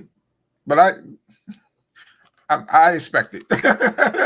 Well, but go ahead, Doc. Well, I was going to say, but Wolfstein 3D here has a good point. If he is trolling, what does it say about his self-awareness then? Because the troll only actually works if he knows that he's being seen on Batman as the awful choice. Ooh, that's telling. That's very. He knows telling. He's bad. Yeah, exactly. I think that's part of the issue, and thank you for Wolfenstein 3D. I know when Wes gets back, he'll put it up. But Wolfenstein 3D's super chat was, if he is trolling, what does that say about his self-awareness? Because the troll only works if he is seen as an awful choice. You know, even to the point of him, you know, currently doing Justice League. I think that's part of the problem. Justice League is supposed to be a marquee title at DC. So when you have a title like that, I don't think it's acceptable that it's just not bad. You want people to be speaking highly of that title, especially if you're going to transition that writer from Justice League over to your hottest title, Batman. So if his Justice League is just not that bad, then I think that's not good enough. Especially when you got someone like Joshua Williamson, who, you know, from a lot of the people that I hear read his books, overall are very happy with the work that he puts out and continues to enjoy the books. You want to carry that. He has momentum. You want to carry that momentum, that train, that audience, and, you know, all of that goodness and that goodwill into your biggest title, and then have that carry over, because now all of the reasons why people love the work that he's already doing is going to get put on a bigger platform, a bigger stage, because there's more eyes on the Batman title, and then that has the potential to garner you even more even more readers, which obviously translates into more money for DC, you know, for that corporation. So I would say that would be the way that you want to go. Bendis, if y'all have watched this channel any length of time from when, you know, I was on here more often, you know, I am not a fan of Bendis. I don't want him writing Batman. I don't want him writing Superman. I don't want him writing me an excuse note from school because I didn't feel good. I don't want Brian Michael Bendis. I don't want him to think about any like big marquee titles. I don't want him to tell his ideas to the editors. I want him to just focus on like Naomi. Independent work. Like, focus on Naomi. That's fine. You know what I mean? Exactly. And I will say, even with all that, I did read a little bit of his Batman universe, and I will say it was some of the better stuff that I had read from him at either Marvel or DC, or, you know, in the span of let's say the last 6 years. But even still, again, you know, not bad is not good enough for your best title. So I would like to see Bendis go back and focus more on indie stuff. As you heard me say, I am not a fan of Bendis, but I also like to give people a chance. I continue to look up his old Jinx World stuff. I got Fish in a hardcover. I'm gonna read through that. I bought Torso from Comics Quirks by Jimmy. If y'all see him come on here, I tried to read through that, and that was some of the better stuff that I've written from him. When we talk about street level, I don't even want him working with established characters, to be honest, because again, he doesn't respect continuity. And my biggest issue with him not respecting continuity, because I look at continuity a little different than most people, but the thing is, you have people that have been investing time and money to follow these characters. If you don't respect their time and money, then that's when I have a issue with how you approach continuity. So I don't even want him working with established characters, because he's not going to respect the time and money that diehard readers have been putting into that. Man, I like that. Skip coming in hot. Yeah, damn. It's bringing the heat. Yeah, I mean, and you know what? Skip made a lot of great points there, and it does bring up, Federico de la Casa's super chat here. Okay, so we covered Wolfsteeds? Yes, we did. Okay. Yes, he kind of trolled himself by out. It's like everyone's like, no. We got Federico de la Casa. He says, I love Bendis' work. His Daredevil and his Avengers are amazing. He put Luke Cage in the Avengers. Now, since X-Men, I avoid him like the plague. Well, he has talent for street level characters. Batman is still a street level character to some extent. He's kind of a utility player the same way that Spider-Man is for Marvel. So that would be theoretically on Bendis's, like in Bendis's wheelhouse, but Skip also brought up a great point that he cannot work with continuity to save his fucking life. Linearverse. Yeah, and so I think in a lot of ways it worked okay for Daredevil, because Daredevil doesn't have a lot of complex continuity. Yeah. It worked great for Luke Cage because nobody gave a shit about him at that time. Batman is the really the DC Comics universe. Yeah, whereas Batman and Superman are literally the two linchpins for DC Comics. So that's a problem. Mm-hmm. Absolutely. We got Aaron Criswell. Twitter, Comics Pros, variant extortions, and mismanagement by the big two have just about forced me to indie titles for comics. The luster is gone. I don't know. I'm seeing that a lot, Tristen. Are you seeing that from your viewers as well, where people they're just pulling back from the big two, but they're putting that money still into comics, whether it's back issues or they're going out there and supporting stuff like a Noctera, Department of Truth, and some of these other indie titles have gotten pretty big. I don't know. I think there's a good mix of people that still like the big two. I think Twitter was clearly a mistake on humanity. But as far as variant extortion and just deceptive practices when it comes to publishing, that's clear. That's been going on for a while, and that is a big issue. But I still think there's a lot of people enough out there, once you kind of reach on, maybe not necessarily Twitter, but maybe onto a different, like just a reviewers channel, go to more of that side. There's still people out there enjoying the big two. I definitely think that market is still there, but it's just dwindling. Yeah, I feel the same. That's what kind of indications I'm getting. We got Atomic Count. Like and Skip coming in hot says Skip nails it as usual. Brian Michael Bendis on the flagship would be DC waving the white flag. Love the show. Well, thank you very much. And we love you, Atomic Hound. If you love the show and you haven't given us a thumbs up yet, we're at, I think, 119 likes. If we could get up to like maybe 150 by the end of the show, that would be great. So if you haven't done that, we would like you to support the channel, let everyone know we're having a good time. And thank you very much, Atomic Hound. Yeah, Skip nailed it as usual. Oh, my goodness. Yeah, Skip is a favorite today. He's on fire. He's on fire. He's on fire. Skip is making us all look like hobos here. We got Yellow Spider-Man 2. What if Justice League Dark was an all-black team of superheroes, progressive or racist? Side note, Tristen, are you playing Cahoots tomorrow? All right, Tristen, are you playing Cahoots tomorrow? I don't know yet. It's way too early. That's to be determined, Yellow Spider-Man. Yeah, I'll let you know. I'll let you know later today. But all right, you know what, Jerome, let's know this with you. What if Justice League Dark was an all-black team? Would that be progressive or racist? With the name Justice League Dark. Feels racist. Yeah, it's good. You know, right? It's just like, all right. Me and Jerome, we had this talk one time, right? And when you're into comics, I started into comics as a youth in the 70s. It race never quite registered to us like that.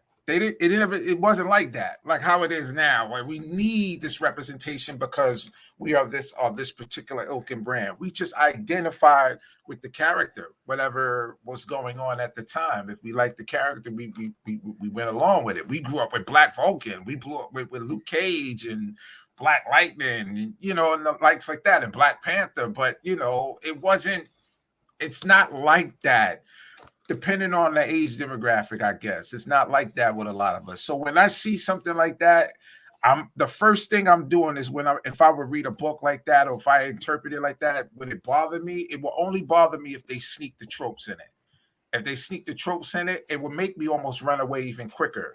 It's like, this is not me. It doesn't identify with me. It doesn't relate to me. They're just selling it. They're using words. They're using catchphrases and slangs to attract me and make me feel like, I could defend it when I'm in a circle of other people who don't understand it or just speak on it. That's not what comic books should be about at all. Comic books should be relatable to everybody. You should be attracted to the characters because you identify with the causes or the personalities or whatever they're doing inside of the book.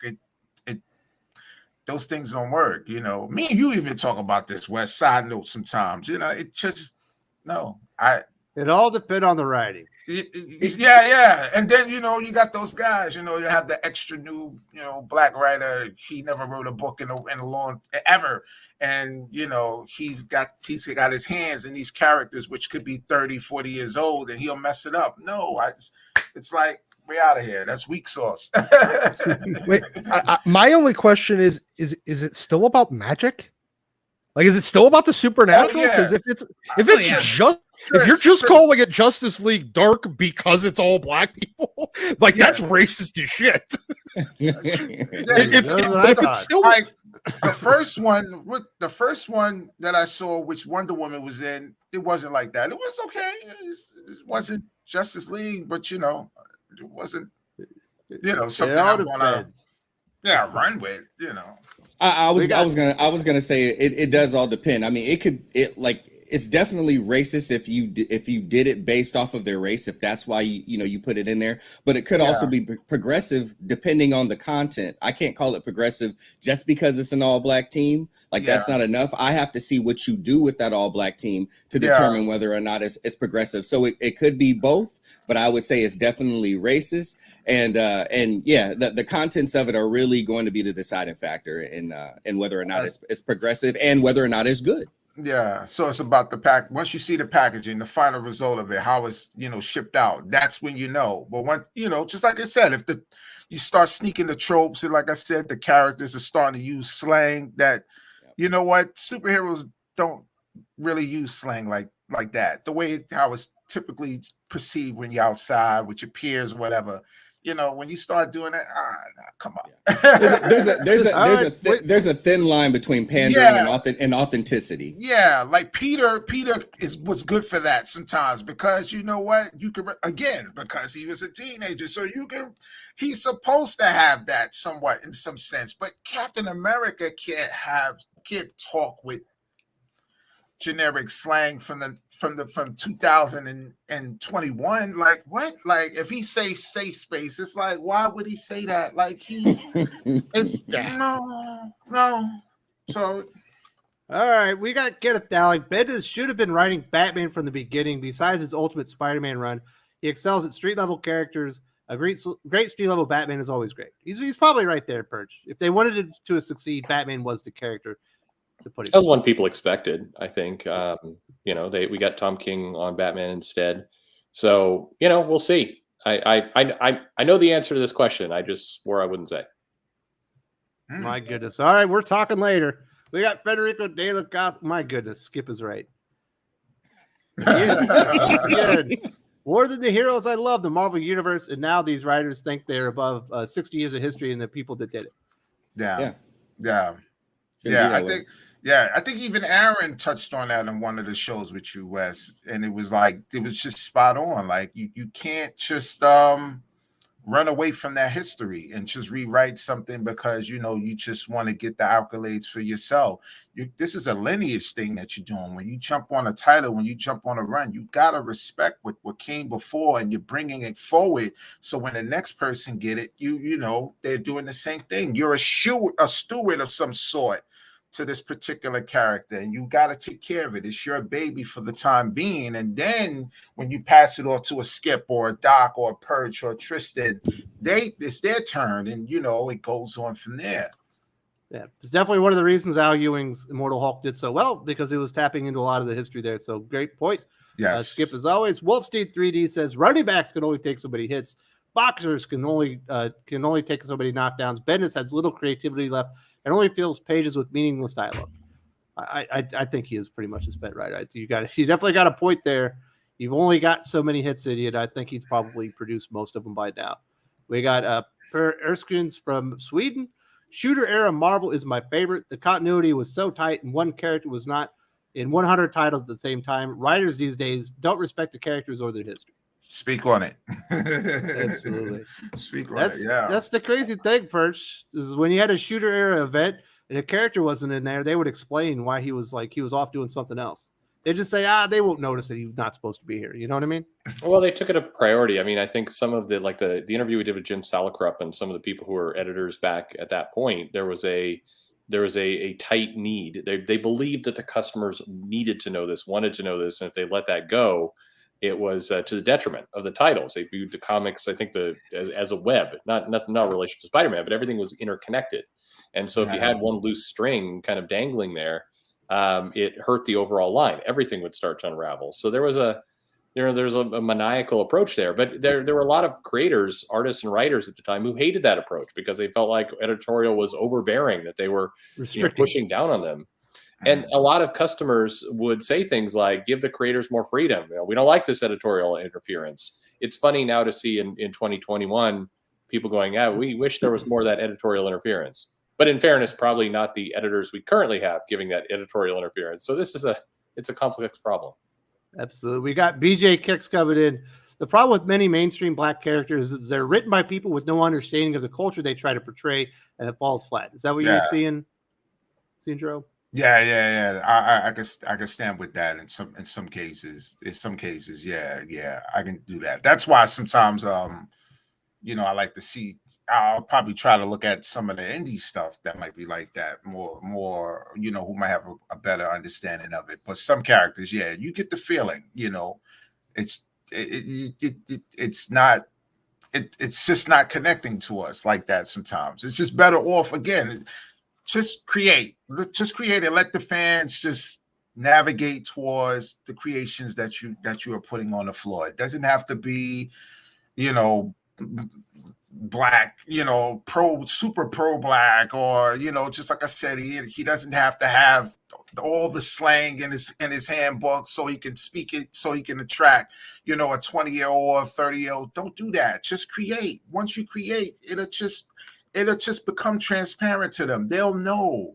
Sometimes you can put a few things here or there in there, but you don't have to have a guy in there. He's saying some Lil Wayne recitals on some, during his panels. It's like, why? What is this? Like, I don't want to see that. Or what we talked about. Sometimes in some cases there might be some political stuff that might be going on in our regular world now. And here we go. We're looking at it in a book, and they're excelling it even more. No, we don't need that. We're trying to get away from that.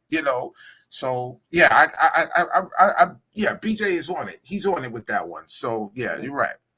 Yeah, it feels like there's a. I'm sorry. Go ahead. Who's Trish? That's you. Go on, Tristen. I feel like they also go a little too far with it when it comes to understanding the culture.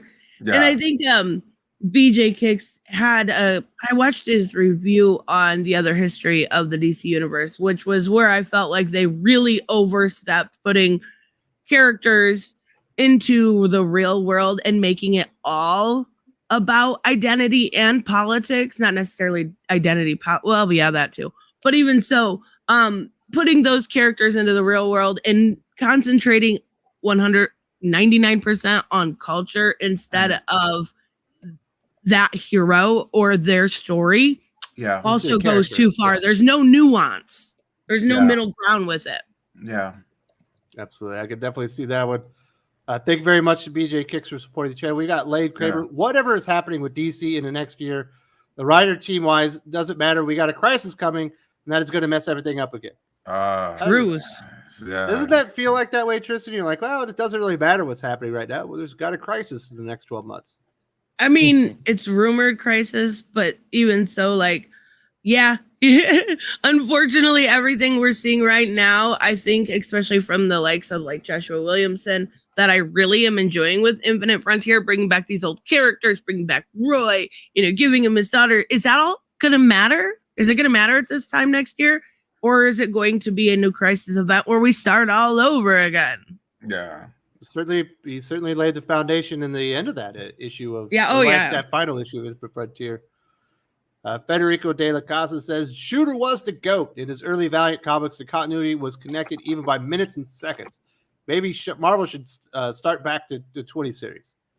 Well, that would fix a lot of things, Perch. Oh my goodness, my dog. Yeah, what do you think, sure. I like Shooter. I think Shooter did a lot of good. I think he was. I think we people romanticized him a little bit by like, oh, he's amazing, and tons of people hated him at the time. But he was a boss. I mean, he behaved and acted like a boss. He tried to keep things under control. He had good ideas, and there probably was somebody missing from Marvel who was like the counterbalance that could kind of smooth over creator relations. I think that probably was a role they probably needed to some extent. But regardless, he had a heavy management hand, and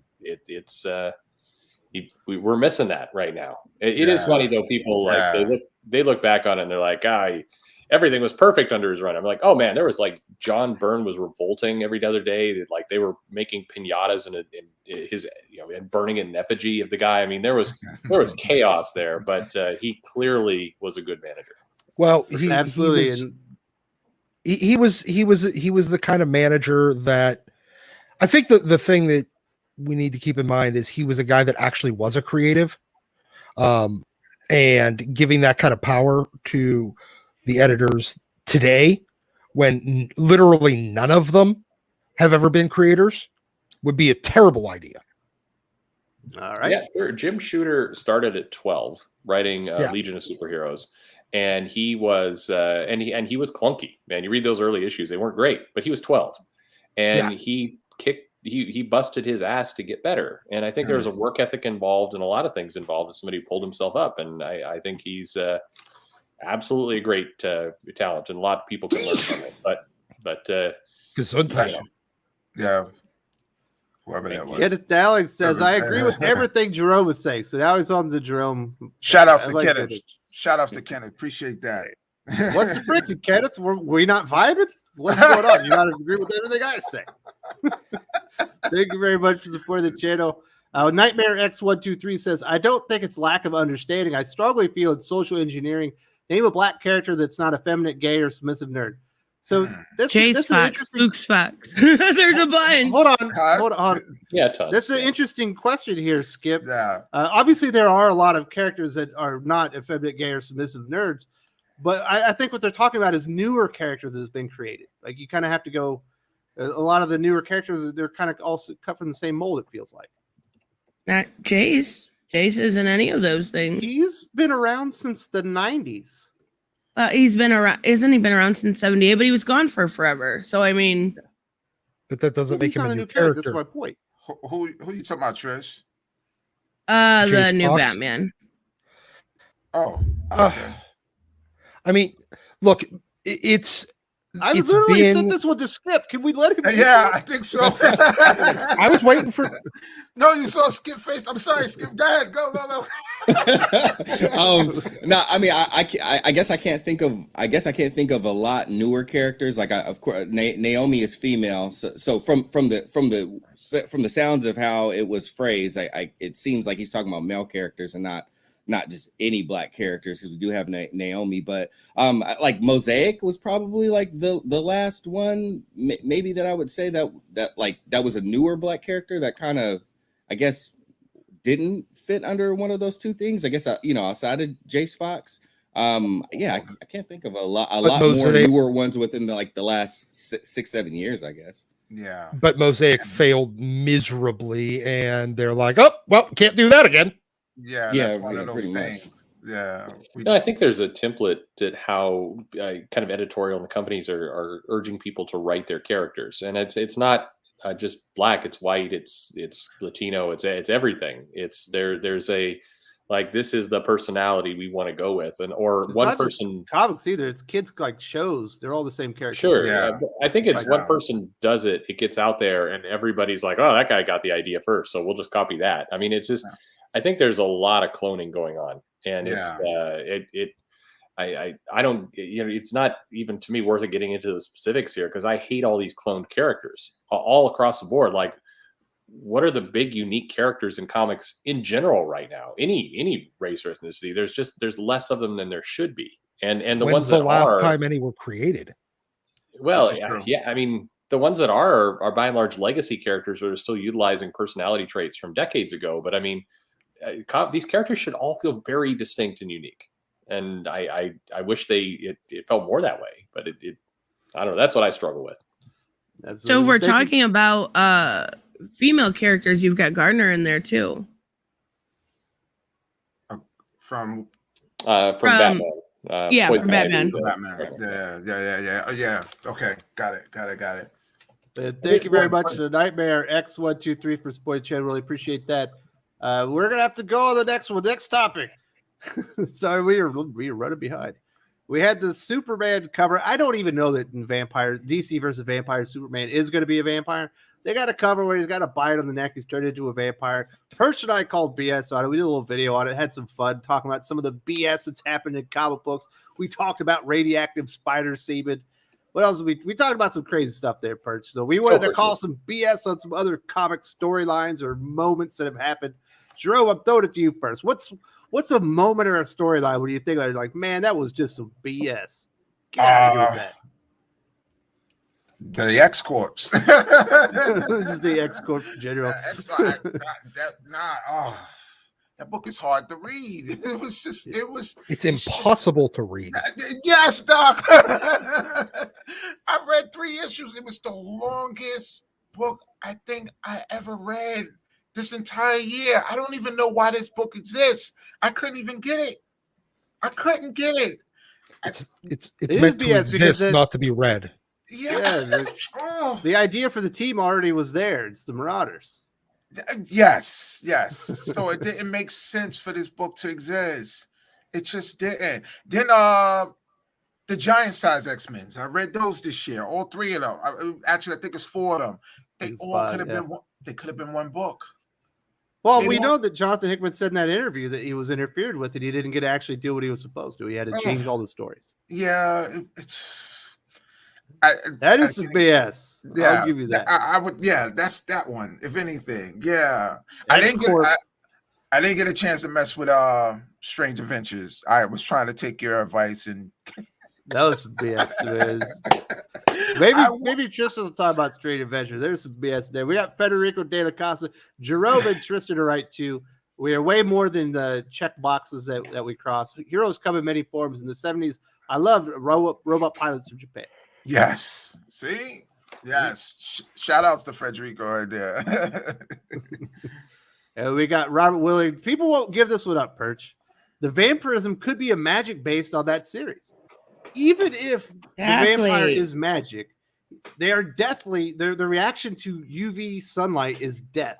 As soon as they touch Superman's blood, no matter how magical they are, they're going to blow up into a million pieces. Am I right, Doc? They should. Yeah, yes. Because he absorbs all that ultraviolet light. Yeah. And it would be stored, therefore, in his blood cells and would be released when they attempt to digest it.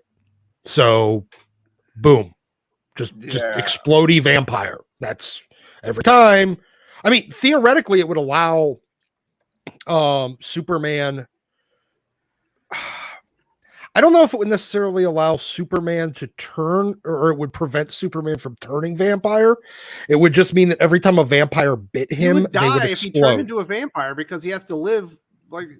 he's And what absorbing- what vampire could bite him? Like, Well, no, the fangs They're would saying if it was theoretically be magic, Yeah. so he would be susceptible to it. Are you buying this stuff, Tristen? Yeah. I think if it's okay for Superman to turn into a zombie and he kind of went into the sun and everything else, but in Deceased. But I think if we're talking comics, we have to suspend some sort of disbelief. Well, if we're I'm okay with nerds, it. we have to argue about it. Well, Yeah, here's well, the of thing. course, I love the argument, but I still think that there's no reason that we couldn't have a vampire Superman. Well, he could theoretically turn vampire, but the problem would be he would end up turning into, like, he would end up having to avoid sunlight for the rest of his existence So and he would have no essentially power. turn into that. Right, and how Well, yeah, do we he would know that turn that's into that not going to happen? Yeah, he would turn into that skinny little thing that he was after he got nuked in Dark Knight Returns. Remember, he was all like fucking skin and bones. That's what he would look like whenever he turned into a vampire. And that That's could what he would very look like well after be about what it's 6 going to months. be. I don't know about Yeah, that. but that Dark Knight Returns story was from known terrorist Frank Miller. So I mean, we can't take that seriously. Yes, We yes, got known terrorist. BM chiming in here says, "I'm poor. What do you expect? How is everybody? Everybody ate breakfast and hydrating. I'm hydrating, but I've ate dinner because it's BM it is awesome. It's midnight here. Did everyone else get breakfast? Did you get breakfast, Skip? I didn't get a chance to get breakfast. I got the call, so I had to hop on cam. BM, You got a breakfast burrito, right? Yeah, who me? Oh, I did before the show started, and I was just finishing off my last cup of coffee, so I'm ready. That's not good for the hydration. That actually. I had my Count Chocula. Well, I got some still here just in case. I gotta follow you too now, Wes. I gotta follow you too now, brother. Sometimes, so I still got that if the mouth get a little dry. But I'm How ready. can you Count Chocula? It's got those chalky marshmallows. Yes, that's exactly why I ate it. Plus, Hey, Squeak in your teeth. and it gets it gets soft, Wes. It gets soft. Yeah, they but get by the soft time it in the gets milk. soft, your cereal's turned into nothing. Wait, you eat your cereal when it's hard? You eat your cereal when it gets soft, right? oh no, That's I eat the- it when it's still hard. The Wow. cereal I and want the it crunchy. marshmallows don't You get want it- soft at the same time. At least No, people I like- are animals here. Uncultured swine. And here. I What's also want my going on? milk as cold as humanly possible in there. yes. So I eat it fast. Yeah, straight out the I'm having a glass of scotch. hair of the dog. I'm with you later tonight, Perch. Yeah. That's Yeah. that's the way to. Now that is the breakfast of champions. Yeah, or Jose Goddamn Cuervo. right it is. Tristan, you had a bagel, right? Me? Yeah, you seem Yeah. like a bagel person. No. I just woke up and was like, No? "Yep, I'm starting this." No. Oh, you're gonna scout afterwards, hopefully. Yeah. Wolfsteed 3D, you guys up for some Batman Woman Who Laughs? I think I've made No. my Yes. piece about this one. I hate the Batman Who Laughs more than anything. I imagine I'll hate the Batwoman Who Laughs even more, if not more, or Are as you- much, if not more. Wes, are you fatigued from it, or you just don't like it? Because it was long after some point in time. So I The get the point. character It was a idea great was character. dumb to begin with. They made the character too big and too powerful, and yeah. But Yeah. I know Tristan, you're excited. Why are you excited for the Batwoman Who Laughs? Because I love the Batman Who Laughs. How do you not like the Batman Who Laughs? I understand hate it went the a long Batman Who time, Laughs. but yeah, so is the Magistrate and some of the other stuff. Maybe not quite as long, but I think it's an awesome idea. I think it could be a really good female villain. I know we had Perpetua, but what are we gonna get? Kate Kane and Joker mixed up? Yeah, I'm okay with that. Perch, why is she wrong? I don't know where to begin. No, hey, you know what? Whatever you're into, I hate that they get an idea that they like. Like the Batman Who Laughs shows up, people are like, oh, this is interesting. You're like, oh, you said it was interesting. Cool. Here's 50 more comics with this character, and Yeah. they just Wait, God, he's what? going to cut out gotta carry it. Dr. Manhattan's brain and put it in his own so he can ascend. But they just And that was cool.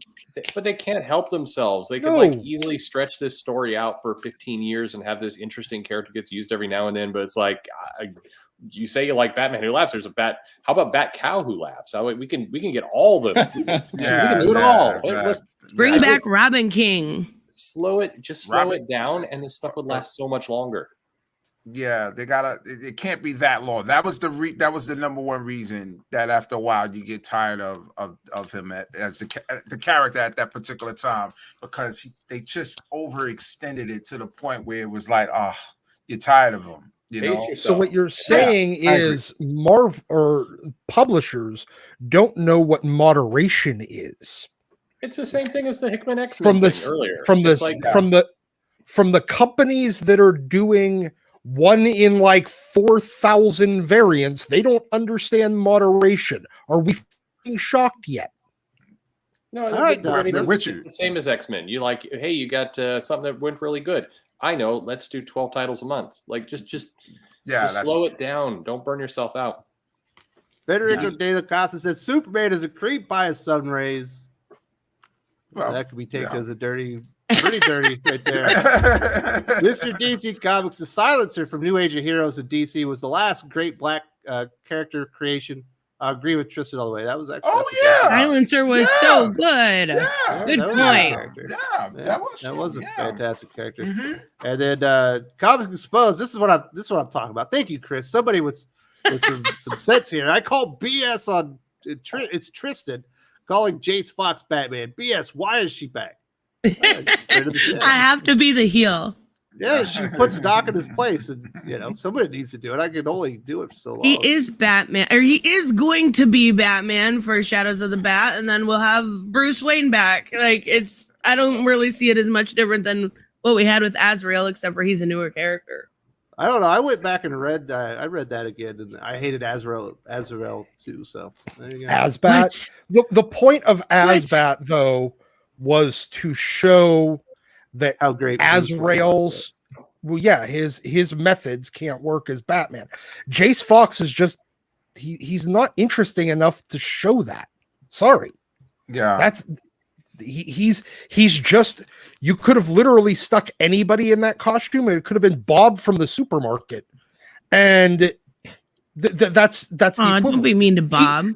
Jace doesn't have any unique personality that will distinguish him enough from Bruce Wayne to justify and teach you the same things or anything even similar to justify why Bruce needs to be back later. What drives me crazy is the fact that, and I don't mind Jace near as much as a lot of other people do, but what drives me crazy is editorial is so messed up that they're calling the anti-Oracle, and Batman, and then in Batman Second Son, or I Am Batman, I guess it is now, they're calling it the Seer. Like, are you really that disconnected? Ben Abernathy, or whoever's doing it, do your job. Yeah. I wouldn't, so Tristen is calling BS on Jace Fox's Batman. I agree with you. That was a good call, Tristen. I call BS that you thought actually Crypto was dead in Supergirl. Crypto's back. I have already watched True Grit twice. Different versions of that, so I didn't actually need to read that book after one issue. Get it down. Like, why not make Jace Fox his own character? There we go. Right there. Got a good point there. Because they want people to walk in and go, I'm buying Batman, and then realize once they got home, like, wait a minute, what happened here? They want all the money from Batman. And it's like Silencer. It's such short-sighted thinking, because you get a character, they get some momentum. Yeah, it's not going to be as big as Batman in year one, you dumbass. But in 5 years, if you keep at this, you'll have 2 characters that could be big, and then maybe 3, and maybe 4. But if you never play the game, you will never get there, and you're continuing to push people down a tiny little funnel because they're fucking idiots. We're surprised that the companies that don't have any concept of long-term business strategy are doing short-term business strategy. I mean, It's All right. none of No. it just doesn't Well, surprise we gotta me. get back on track, guys. We gotta keep going. We got 4 more topics. We got to go We're faster, at- man. we're We got to over go way 2 faster. hours. I need that Arby's. Wait a minute. I'm drunk. We got Arby's? Nightmare X123. Give the creators, given the D1C creators get for being original, do you think a workaround to get fresh stories is to Frankenstein backlog lesser praised storylines? Well, they're kind of doing that a little bit. Perch with like the symbiote Spider-Man. We're getting Ben Reilly Spider-Man, where they're just going back in time and telling stories in those continuities. Sure, I think that I think it's just, hey, how can we get some cheap buzz off this? Let's tie it to an event that happened in the past that people remember, and we'll get some nostalgia. People will buy it. It's like, does this have anything to do with Heroes Reborn? No, who cares? Put its name on there. That'll get some people to buy it. And when the trades comes up, people will just think it's a sequel, and they'll buy that too. And it's just cheap marketing. They're trying. We got Chris from Comic Exposed. My favorite Black Batman is Hunter's Moon. Yeah, I can go with that. There you go. All right, we got time for one more BS thing from comics. We had Jerome chime in on X Corp. We had Tristen going all in on Jace Fox unexpectedly. Doc, what do you call BS on? I'm calling BS on the way that DC integrated the Wildstorm characters during New 52. And how much that, and how it was fucking terrible. They didn't know shit about the characters, and then they took all the unique shit that Wildstorm did and stuffed it into the middle of the DCU. Was it generally like a big part of DC? I don't care. It was bad. I don't care. Yeah. It could be Stan Lee shoving the Avengers into fucking DC, and it would still be terrible. Sorry, it was atrocious, and none of it worked. There's a reason why every single one of those books got canceled. All right, Tristen, put him in his place. If you want to read bad integration of the Wildstorm characters, just check out Superman and the Authority. I don't hate it because it makes me laugh. It's so like, I love Grant Morrison, don't get me wrong, but hooey, that's a mess. Yeah, it's a stinker, right? It does suck. I wouldn't even looked at that. Yeah, I would have just ran from it. I think, but Doc, you got a point though. Just Wildstorm in general. I don't know about you guys, but I never was really too happy about them being in the DC continuity. It looked like everything that was so attractive about them we already saw, and once they came there, it didn't up the bar in any sense, in my opinion. I don't know about you guys. If you have any referral books to that, maybe I might have not saw, but I didn't get it when they joined DC at all. Well, it doesn't make any I like sense. how they're joining this time. Go ahead. Well, it didn't make sense because all of the Wildstorm characters had a lot to do with an alien race that never existed in the DCU, and that they decided to just remove. They removed like the foundation of 3/4 of the characters. Yeah, it did. It just, with the Damonites and the Karubin. Well, what about Midnighter and Grayson? That was awesome. Okay, It was mediocre at best. It was And awesome. You're wrong. And that was after they already had to eliminate the original Midnighter that they fucked up royally in Ron Mars's shit-tastic Stormwatch book. No, it was. I didn't read that one. With all the spikes all over him. Fuck quite him. so home to Doc. Maybe we can calm him down here. Mr. DC Comics says Deathstroke versus Captain America. Who wins and why? I got to say it's Captain America. You know, they're pretty even. They're going to be fighting or whatever. Deathstroke gets the advantage. He's got the ego, so he does a villain monologue, and then Captain America takes advantage. That's how he wins. No way. Nah, Wes is on point with that one. I am right. It's Steve Rogers all the way. No way. Deathstroke wins because Captain America gets annoyed by something racist said in a bar, and then he goes the other way, and that's it. This version. Cantwell's version. Marvel I think, right? Infinity Comics version of Captain America. Yeah. You can't concentrate on the fight. All right, who else? Do everybody else got an idea who's going to win? Who do you think's winning, Skip? Cap, because I've loved him ever since I was a kid. He's been my number one. I think.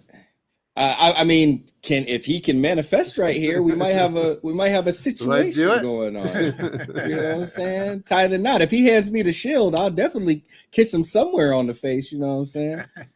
Yeah, I'm gonna go with Cap. Let's keep. But shout out to Deathstroke. I appreciate the Terminator. All right, Doc, you're the Marvel aficionado. Are you going Cap or Deathstroke? Deathstroke, because in a straight up fight, they're relatively close. But Deathstroke's willing to do what it takes to take Cap out. But he's also going to talk about it before he does it, and that's going to give. Oh, he will. Yeah, he will. But I still think Damian Wayne took out Deathstroke on his own. Captain America's got this. Especially the Mark Grunwald version. He's beating him. Easy. Yeah, probably. Yeah, easy. Chris from Comics Exposed says, I'm calling BS on Perch. Thankfully, somebody's talking some sense here, Perch. I'm calling BS on you too. Knowing whether or not Bendis is writing Batman and not telling us.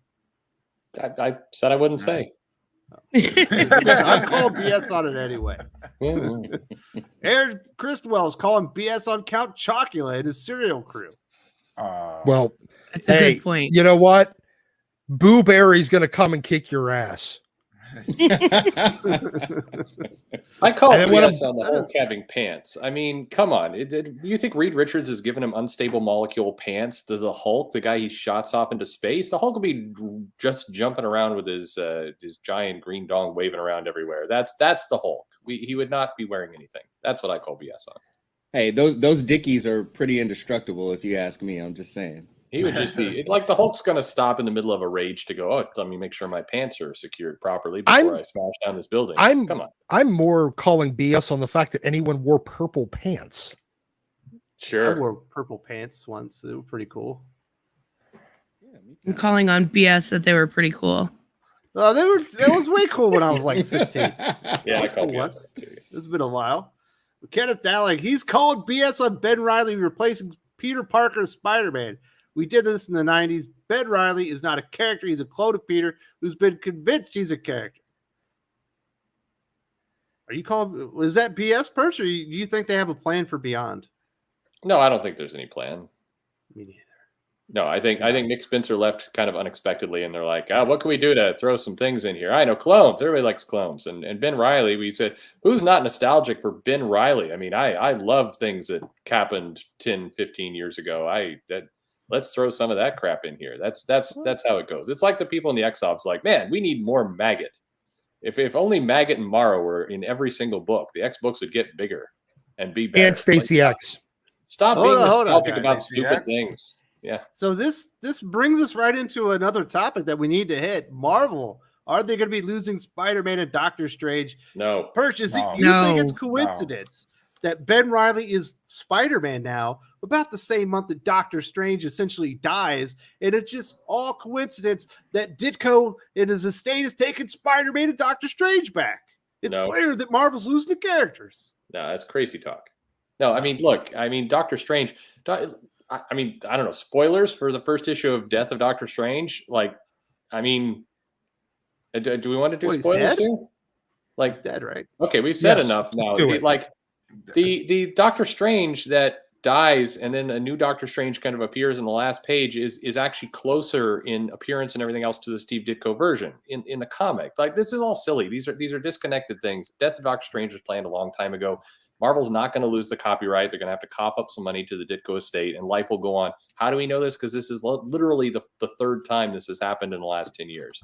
Yeah, we have seen that. Yeah. And, it happens to have the same lawyer every time, and the same lawyer that was defending DC, where they won again for Superman, is on Marvel's defense team now, right? It's the same guy, and the play here is to get money and credit, and they will successfully get money and credit, but in no world, and it's complete clickbait bullshit. I've seen it on good authority that they've already lost the characters, Perch. Well, those people are idiots. Hey, I saw some guy on Twitter say that it definitely isn't happening, so we're gonna believe who's him? Who's him? Yeah, I don't know. What do you make of this, Tristen? Are you getting freaked out? I was like, I think you have all these characters like right around this time is when you have that age of Marvel, when everything important is created after the Fantastic Four, and they've all come up for their copyrights where they could be reclaimed or whatever, and they're going to have to do that with all the characters, right? I seen this yesterday where that's why they created Spider-Gwen and Miles Morales, because Peter Parker was going by the wayside and everything else. No, they'll get some money, they'll settle out of court, and that'll be it. We probably won't even, until it actually happens where they settle, we won't hear about this again. It'll be brushed under, and nothing's changing. Literally nothing's changing. No, the Ditko estate might actually get more money. This is a negotiation. Well, yeah, that's what I mean. No customer is gonna feel any impact of this, other than they may see, and this would be a nice thing, the credit to Steve Ditko showing up in a few more places. That would be nice. I'd like to go see Spider-Man and see a nice credit to Steve Ditko that's a little bit more prominent. That'd be cool. But that's all that's going to happen. And the people who are saying, look, this is why they did Miles Morales and some of these other things, that doesn't work. I mean, in a court of law, you can't just cosmetically slightly change things and it's like, oh, I'm off the hook now. That's not how the law works. That's not how any of this works. because the Ditko estate would actually end up with some degree of ownership of derivative characters. If they got the ownership of, Peter Parker Spider-Man, like the complete ownership, say through some wild, crazy shit, they got complete ownership. They'd actually end up with some ownership of any derivative characters. So Miles, Gwen, MJ, or not MJ, Spider-Woman. Spider-Girl, Mayday, that was the one I'm thinking of. All of those derivative characters, they'd end up with some degree of ownership too. This is all silly. It's money. It's people that are going to get some cash. If the Ditko estate got the characters, the first thing the Ditko estate would do would to turn around and license them right back to Marvel, where they'd make the most money. Yeah, that's because it's worth something too. Yeah, as a customer, and they're not going to. The amount of legal precedent that would tip over, it's fun to speculate on, but fuck, everything would come apart if this happened. And this went to the Supreme Court at one point for the Schuster case. It never got there. They kicked it went back to the Supreme Court, and they declined to see it because the lower court had merit. And no, they didn't. They didn't decline they hadn't even rendered a decision before there was an out of court settlement. It just stopped. But no, they pushed it back to the lower court. Anyway, but regardless, nothing is changing here. All right. Well, we got Kenneth Daly. He says he's taken Captain America over Deathstroke because Crossbones is nearly equal to Deathstroke, and Cap beats him. Plus, Cap has done what it needs to be done in World War II and today. Is Crossbones really that close to Deathstroke? I'd say Deathstroke's way smarter. Yeah, Deathstroke is he's still more, he edges out. He edges him out, though. Yeah. You guys might have Deathstroke's got him, but I get what you're saying. You got a point there, Kenneth Daly. And I'm just glad you're not on the skip bandwagon anymore, man. I'm glad you straightened up. Robert Willing is calling BS on having to wait any longer to see how Williamson is handling the Multiverse 2 stuff from Multiversity. I want it now. Well, you're just gonna have to wait. I don't know what to tell you, man. Right? I couldn't agree more. You got what do we got? Justice League Incarnate, and then there will be the third chapter after that. We'll see Barry Allen return, cause a crack in the Omniverse, and reset everything with a Crisis. Right? We got to get to the crisis of let's get some cash. So yeah, I'm sorry, Willie. You can call BS. You're gonna have to wait, like everybody else. We got Kenneth Daly with Spider-Man. Both Lee and Ditko were involved in creating him. Could this be a situation like Batman with Bob Kane and Bill Finger on who gets credit? No, sure. Well, no, I don't think so, because with Kane and Finger, like Kane actually got it written in that Finger wouldn't get credit. Any credit. I don't think Stan ever did that to Ditko. That's true. That's very true. Yeah. So I think that's a big distinction. Whereas this was Stan at least was around long enough that he was able to work within the system to get his own credit. Ditko was gone by then, and he was always work for hire. He was never really executive. So he never got what was due to him. And he never put himself in a position where he could get what was due to him. Yeah. At least in contract. The interesting thing about all this is that Steve Ditko was pretty neutral to this. The kind of the part that bugs me slightly is Ditko wouldn't have had this fight. I think he was with how it lasted. This is the state's doing it, and it feels odd. It feels odd to me. Yeah, Ditko wouldn't have done it because he didn't want to use the court system for something like this. He thought that they owed him, and he wasn't going to accept anything less than what he was owed. He was waiting for them to do the right thing by their own volition, not when forced to by a court. That's where Ditko was. This is them, the estate realizing they're never going to do the right thing without a court forcing them to. Yeah. It's crazy stuff, but there's certainly been a lot of overreaction. A lot of jumping to conclusion. I'm sure you've seen it, Skip. What did you think about all this, the reactions to this? You know, I'm always up for creators getting more credit, especially more money. It's unfortunate that, you know, obviously Steve Ditko is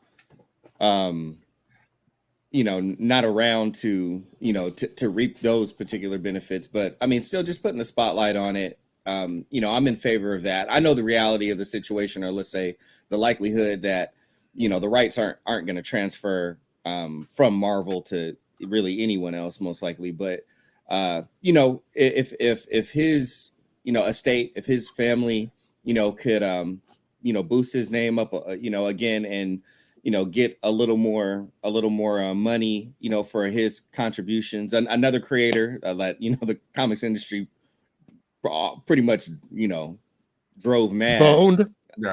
Yeah, bad, real bad. You know, I would like to see that. So yeah, at least just the notoriety and the money, and like we said, you know, the rights will most likely stick with Marvel. Yeah. Absolutely. So it's crazy stuff. Yeah. And that's assuming Disney doesn't just do what they always do, which is throw a couple of $1 million at a bunch of politicians to lobby to get the fucking rights extended for another 25 years, like they did the last 2 times. Yeah, that definitely could happen. So we're not going to be able to get to the Wonder Woman versus Captain Marvel who wins debate yet. We'll do that one next week. That was going to be hot. But we do have one last thing. I don't get this one at all, but you know, Perch's time is running out, so we're going to have to hit it. I want to hear his take. There's a lot of controversy about the casting for the voices of Super Mario for Illumination's upcoming animated film Perch. Apparently, people are not on board for Pratt being Mario. I hear it in his voice. When I hear Pratt talk, I go, "Yeah, that's probably Mario." Nobody else sees it. Is the problem they didn't hire an authentic Italian plumber? Is that the problem?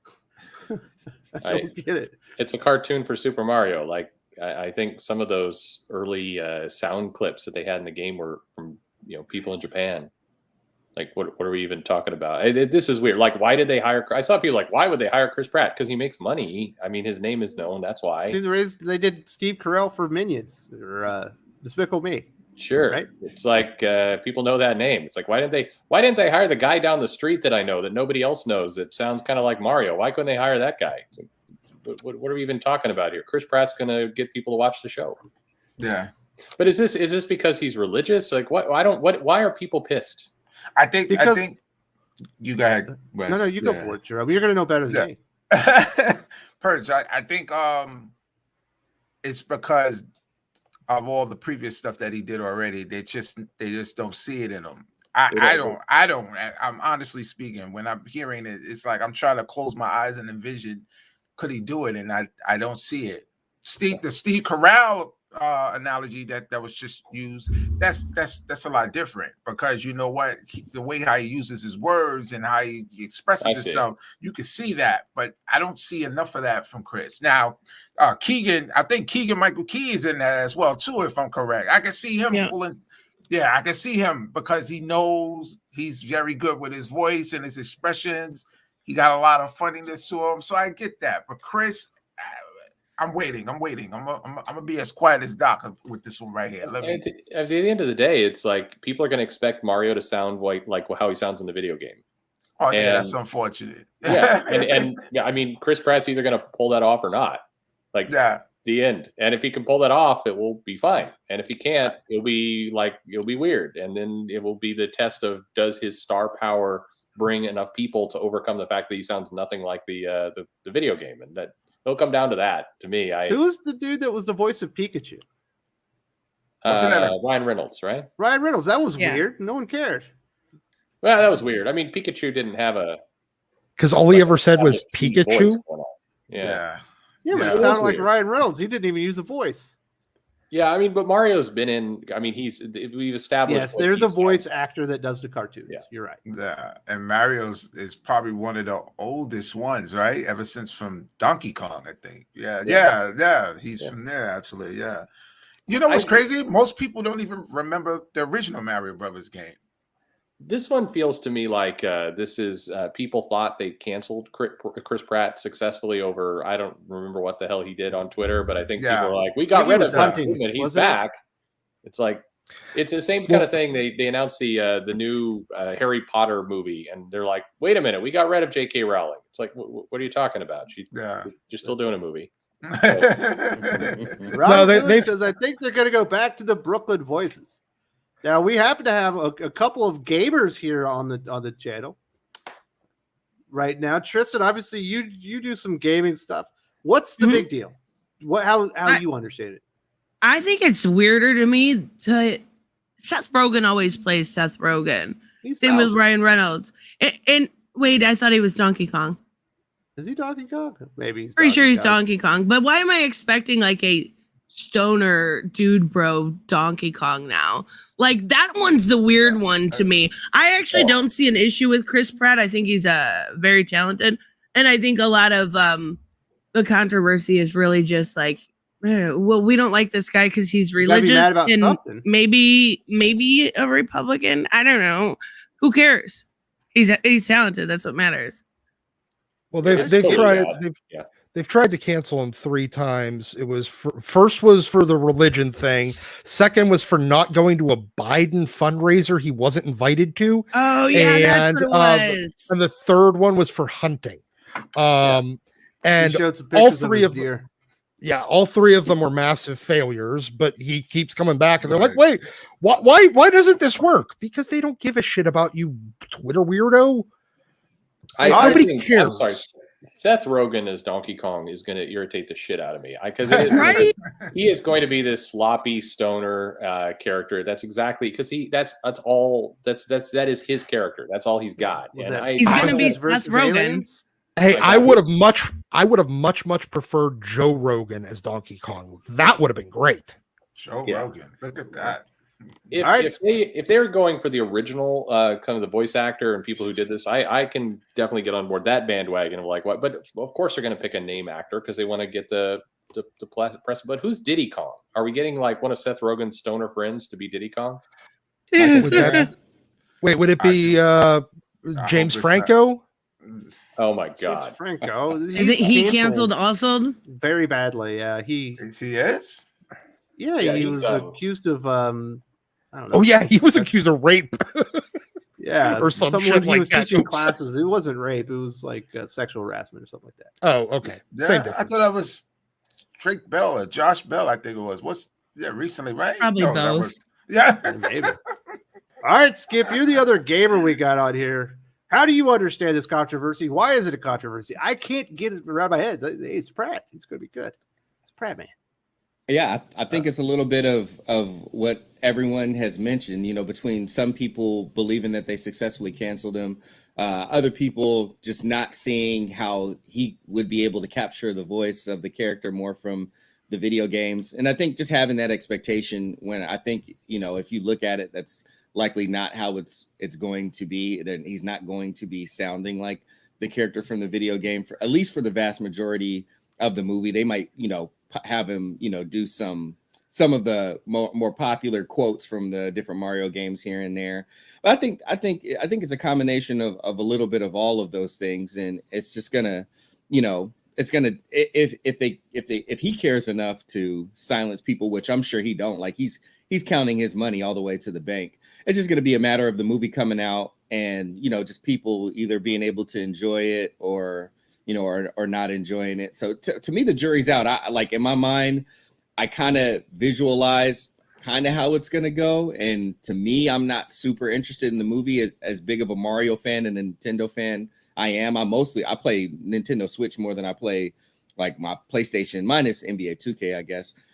But yeah, we're just going to have to, wait and see when it comes out to see if he did a good job or not. But as of right now, the contract is signed, the money's in the bank, the name is on the marquee. You just got to deal with it. Yeah. Yep. Get it. Alex says, I feel for Pratt that he gets caught up in stuff like this. First, people try to cancel him over some nonsense, and now this. Just let him do it. I'm with you, Kenneth. I can see him being a great Mario. Yeah. BM's, he's got a different take on this. I appreciate this.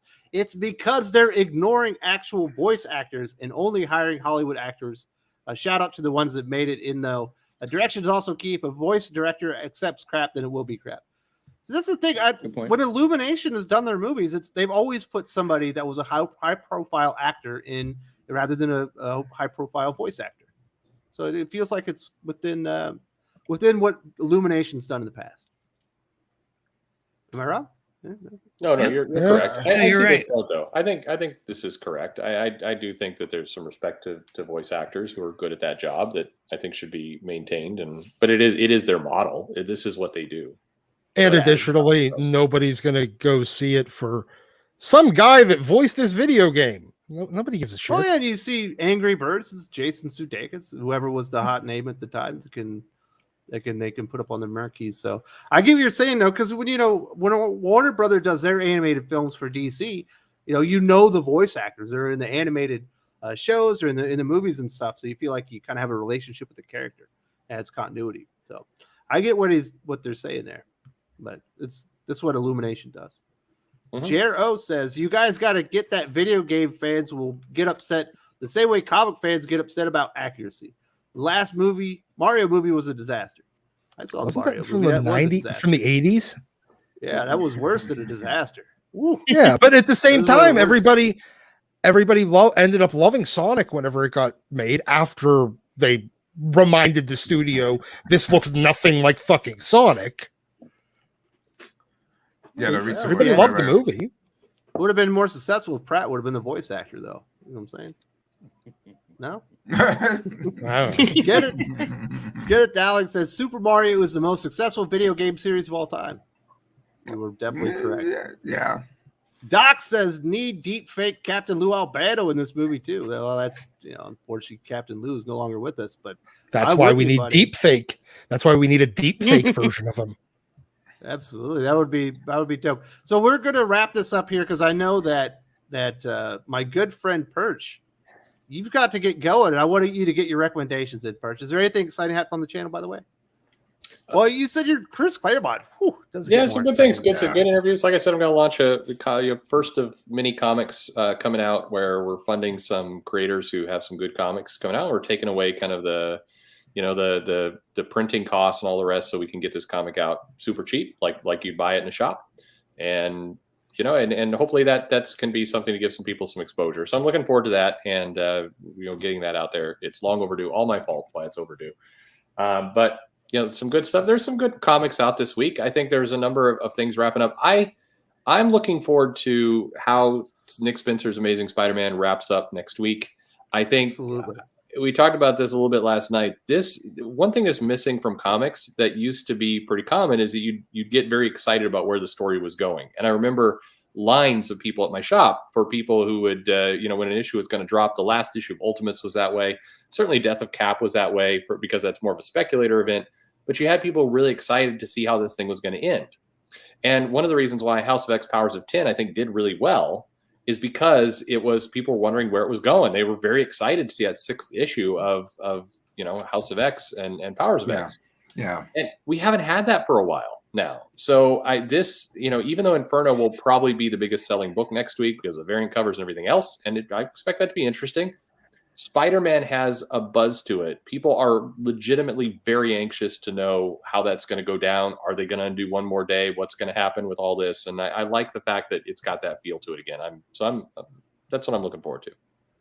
Absolutely. Well, thank you very much. I know Perch is probably going to hop out of here at some point because it's time for him to go. Thank you, everybody. Skip was right. Big thanks to everyone who got us over 150 likes on that. Thank you very much.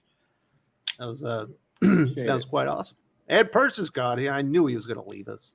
All right, what do we got next? Skip, you recommended any comic books this week? The week that just passed, or this week coming up? Whichever one you want.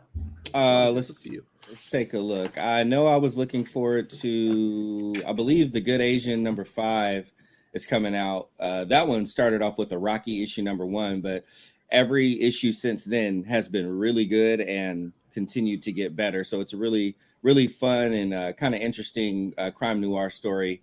It takes place in San Francisco, steeped in Asian culture, which is really cool to see.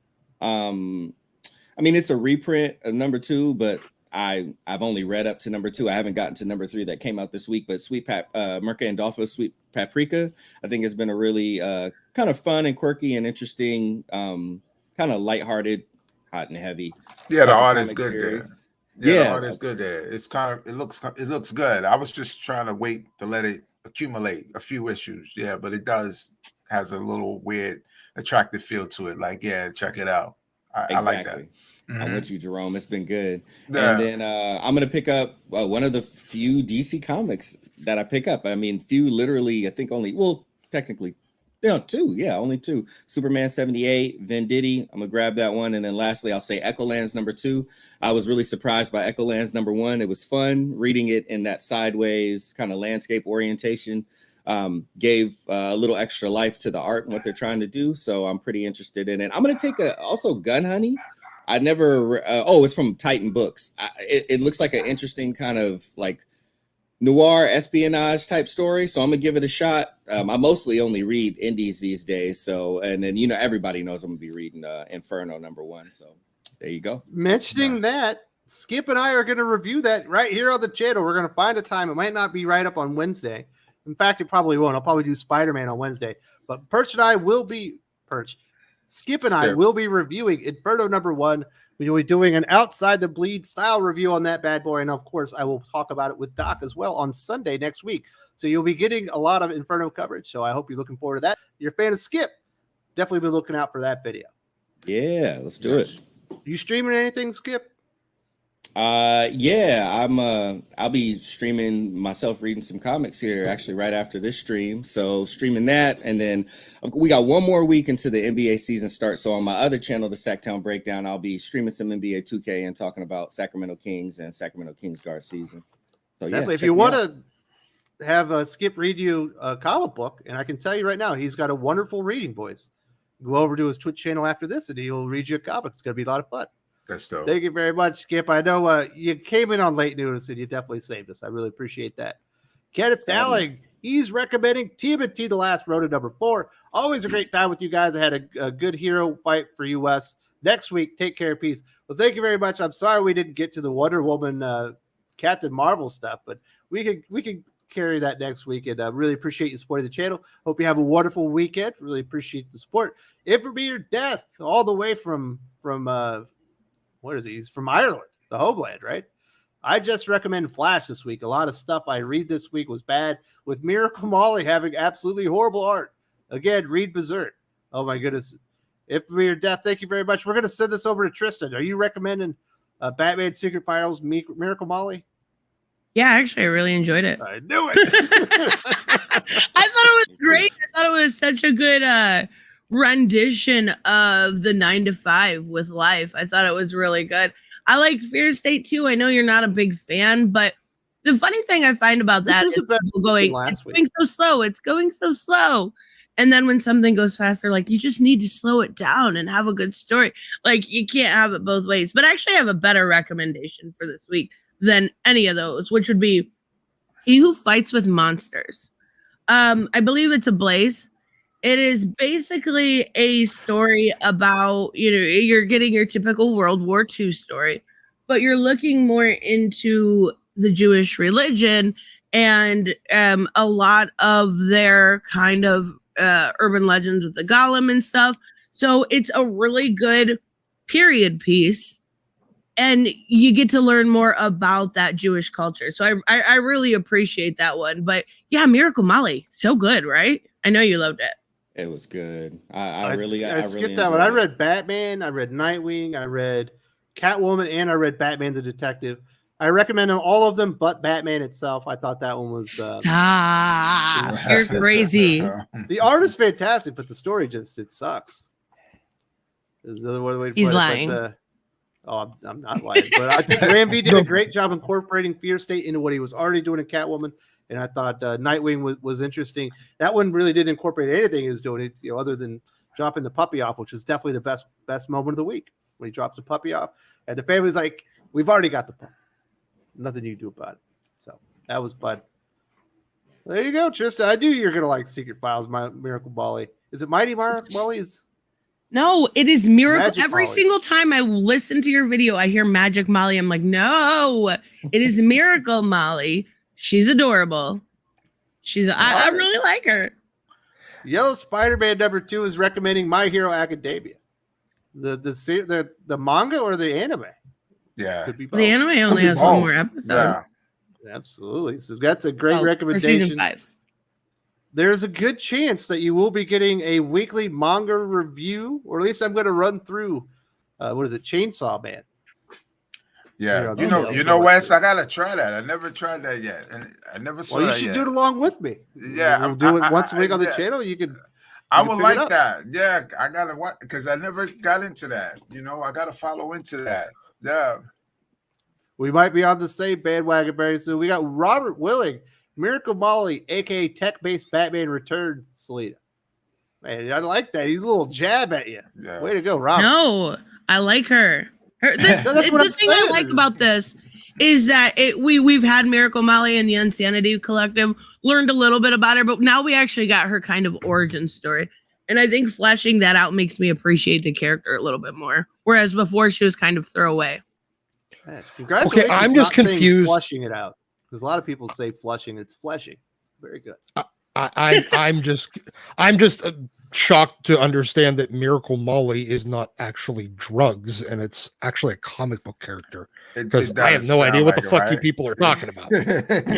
No, Doc. I was just letting Tris talk. Like, okay, It's maybe that I'll look Kush, that up. you know what I mean? Yeah, I thought you were talking about like club drugs. Like, okay, cool. The guy's like, talking yeah, I about- was at the club. We dropped a little I Miracle took some Molly Miracle and- Molly, Miracle Molly. you know. It was at the glow sticks. Yeah, I got really dehydrated after. I had to take like a A Miracle Molly. yeah. I'm with you. I got you. All right. So, Jerome, you got anything that you're recommending this week? Wes, I am so horrible. I'm like a few weeks off. Like, Beautiful. I still didn't read Trial of Magneto yet, despite your recommendation. I didn't. Well, you didn't recommend that. I know. Skip that bad boy. You'll be happy. That's what I'm here for. I gotta read that. I have to. When you do these reviews, sometimes it's like, let me see it so I can. You want to look at the trainer? I got it. Yeah. Gotcha. My goodness, my So dog. yeah, I have to catch up, and I gotta catch up before that Inferno. So sometimes when I'm at work, I try to like read about 5 or 6 books, so I have to catch up. I was in my X Corp zone for a little bit. That's what it was this week, X Corp, and I was catching up with my latest Hellions and the last issue of Marauders. So I was trying to close in on a few of those, and I think I wanted to look at Cable before it started up again. I wanted to give it a shot. I'm putting myself through a little pain and going through some of these X books so I can just make sure I'm not lost. So I'm a little behind on a lot of the newer books right now. Just trying to close up and catch up before Inferno starts. Dude, So we also X Corp It made me not read. It made reading issue 1 of that Zach, made me not you've read a already comic talked for about 2 X-Corp. weeks. Let's go. We're wrapping this up. We got Teddy Smoker saying he's recommended Flash. Doc, what do you recommend? I'm going to recommend X-Men Onslaught Revelations #1, but only if you've read Way of X. If you haven't read Way of X, don't even bother. You're going to be fucking lost, like completely and totally lost. It does not work as a one shot. I'm going to recommend X-Men Legends 7, and I'm going to recommend TMNT Last Ronin #4, and I'm definitely going to recommend going out this week to buy ASM 74 and Inferno #1. That just Dropping sounds some Miracle Molly with you at the club. apparently, yeah, and Magic Molly. And I'm going to take some Miracle Molly. Yes. You're going to take some MM. All right, guys, these are my recommendations. I'm recommending Moon Knight 3, Stillwater #10, and Symbiote Spider-Man Crossroads #3. And obviously, Tristen had to leave. We're done. This thing has gone long, way too long. We're almost 3 hours. Thank you very much to everybody for supporting the channel, for joining us, for having a nice, cordial discussion. I guess some people were upset we had a girl on the panel. Hey, Tristan's girl. What do you want? So you got a little different perspective. We had a lot of fun, and I hope everyone had a good time. We'll see you next week, right here on the Comics Aficionados. Wash your ass.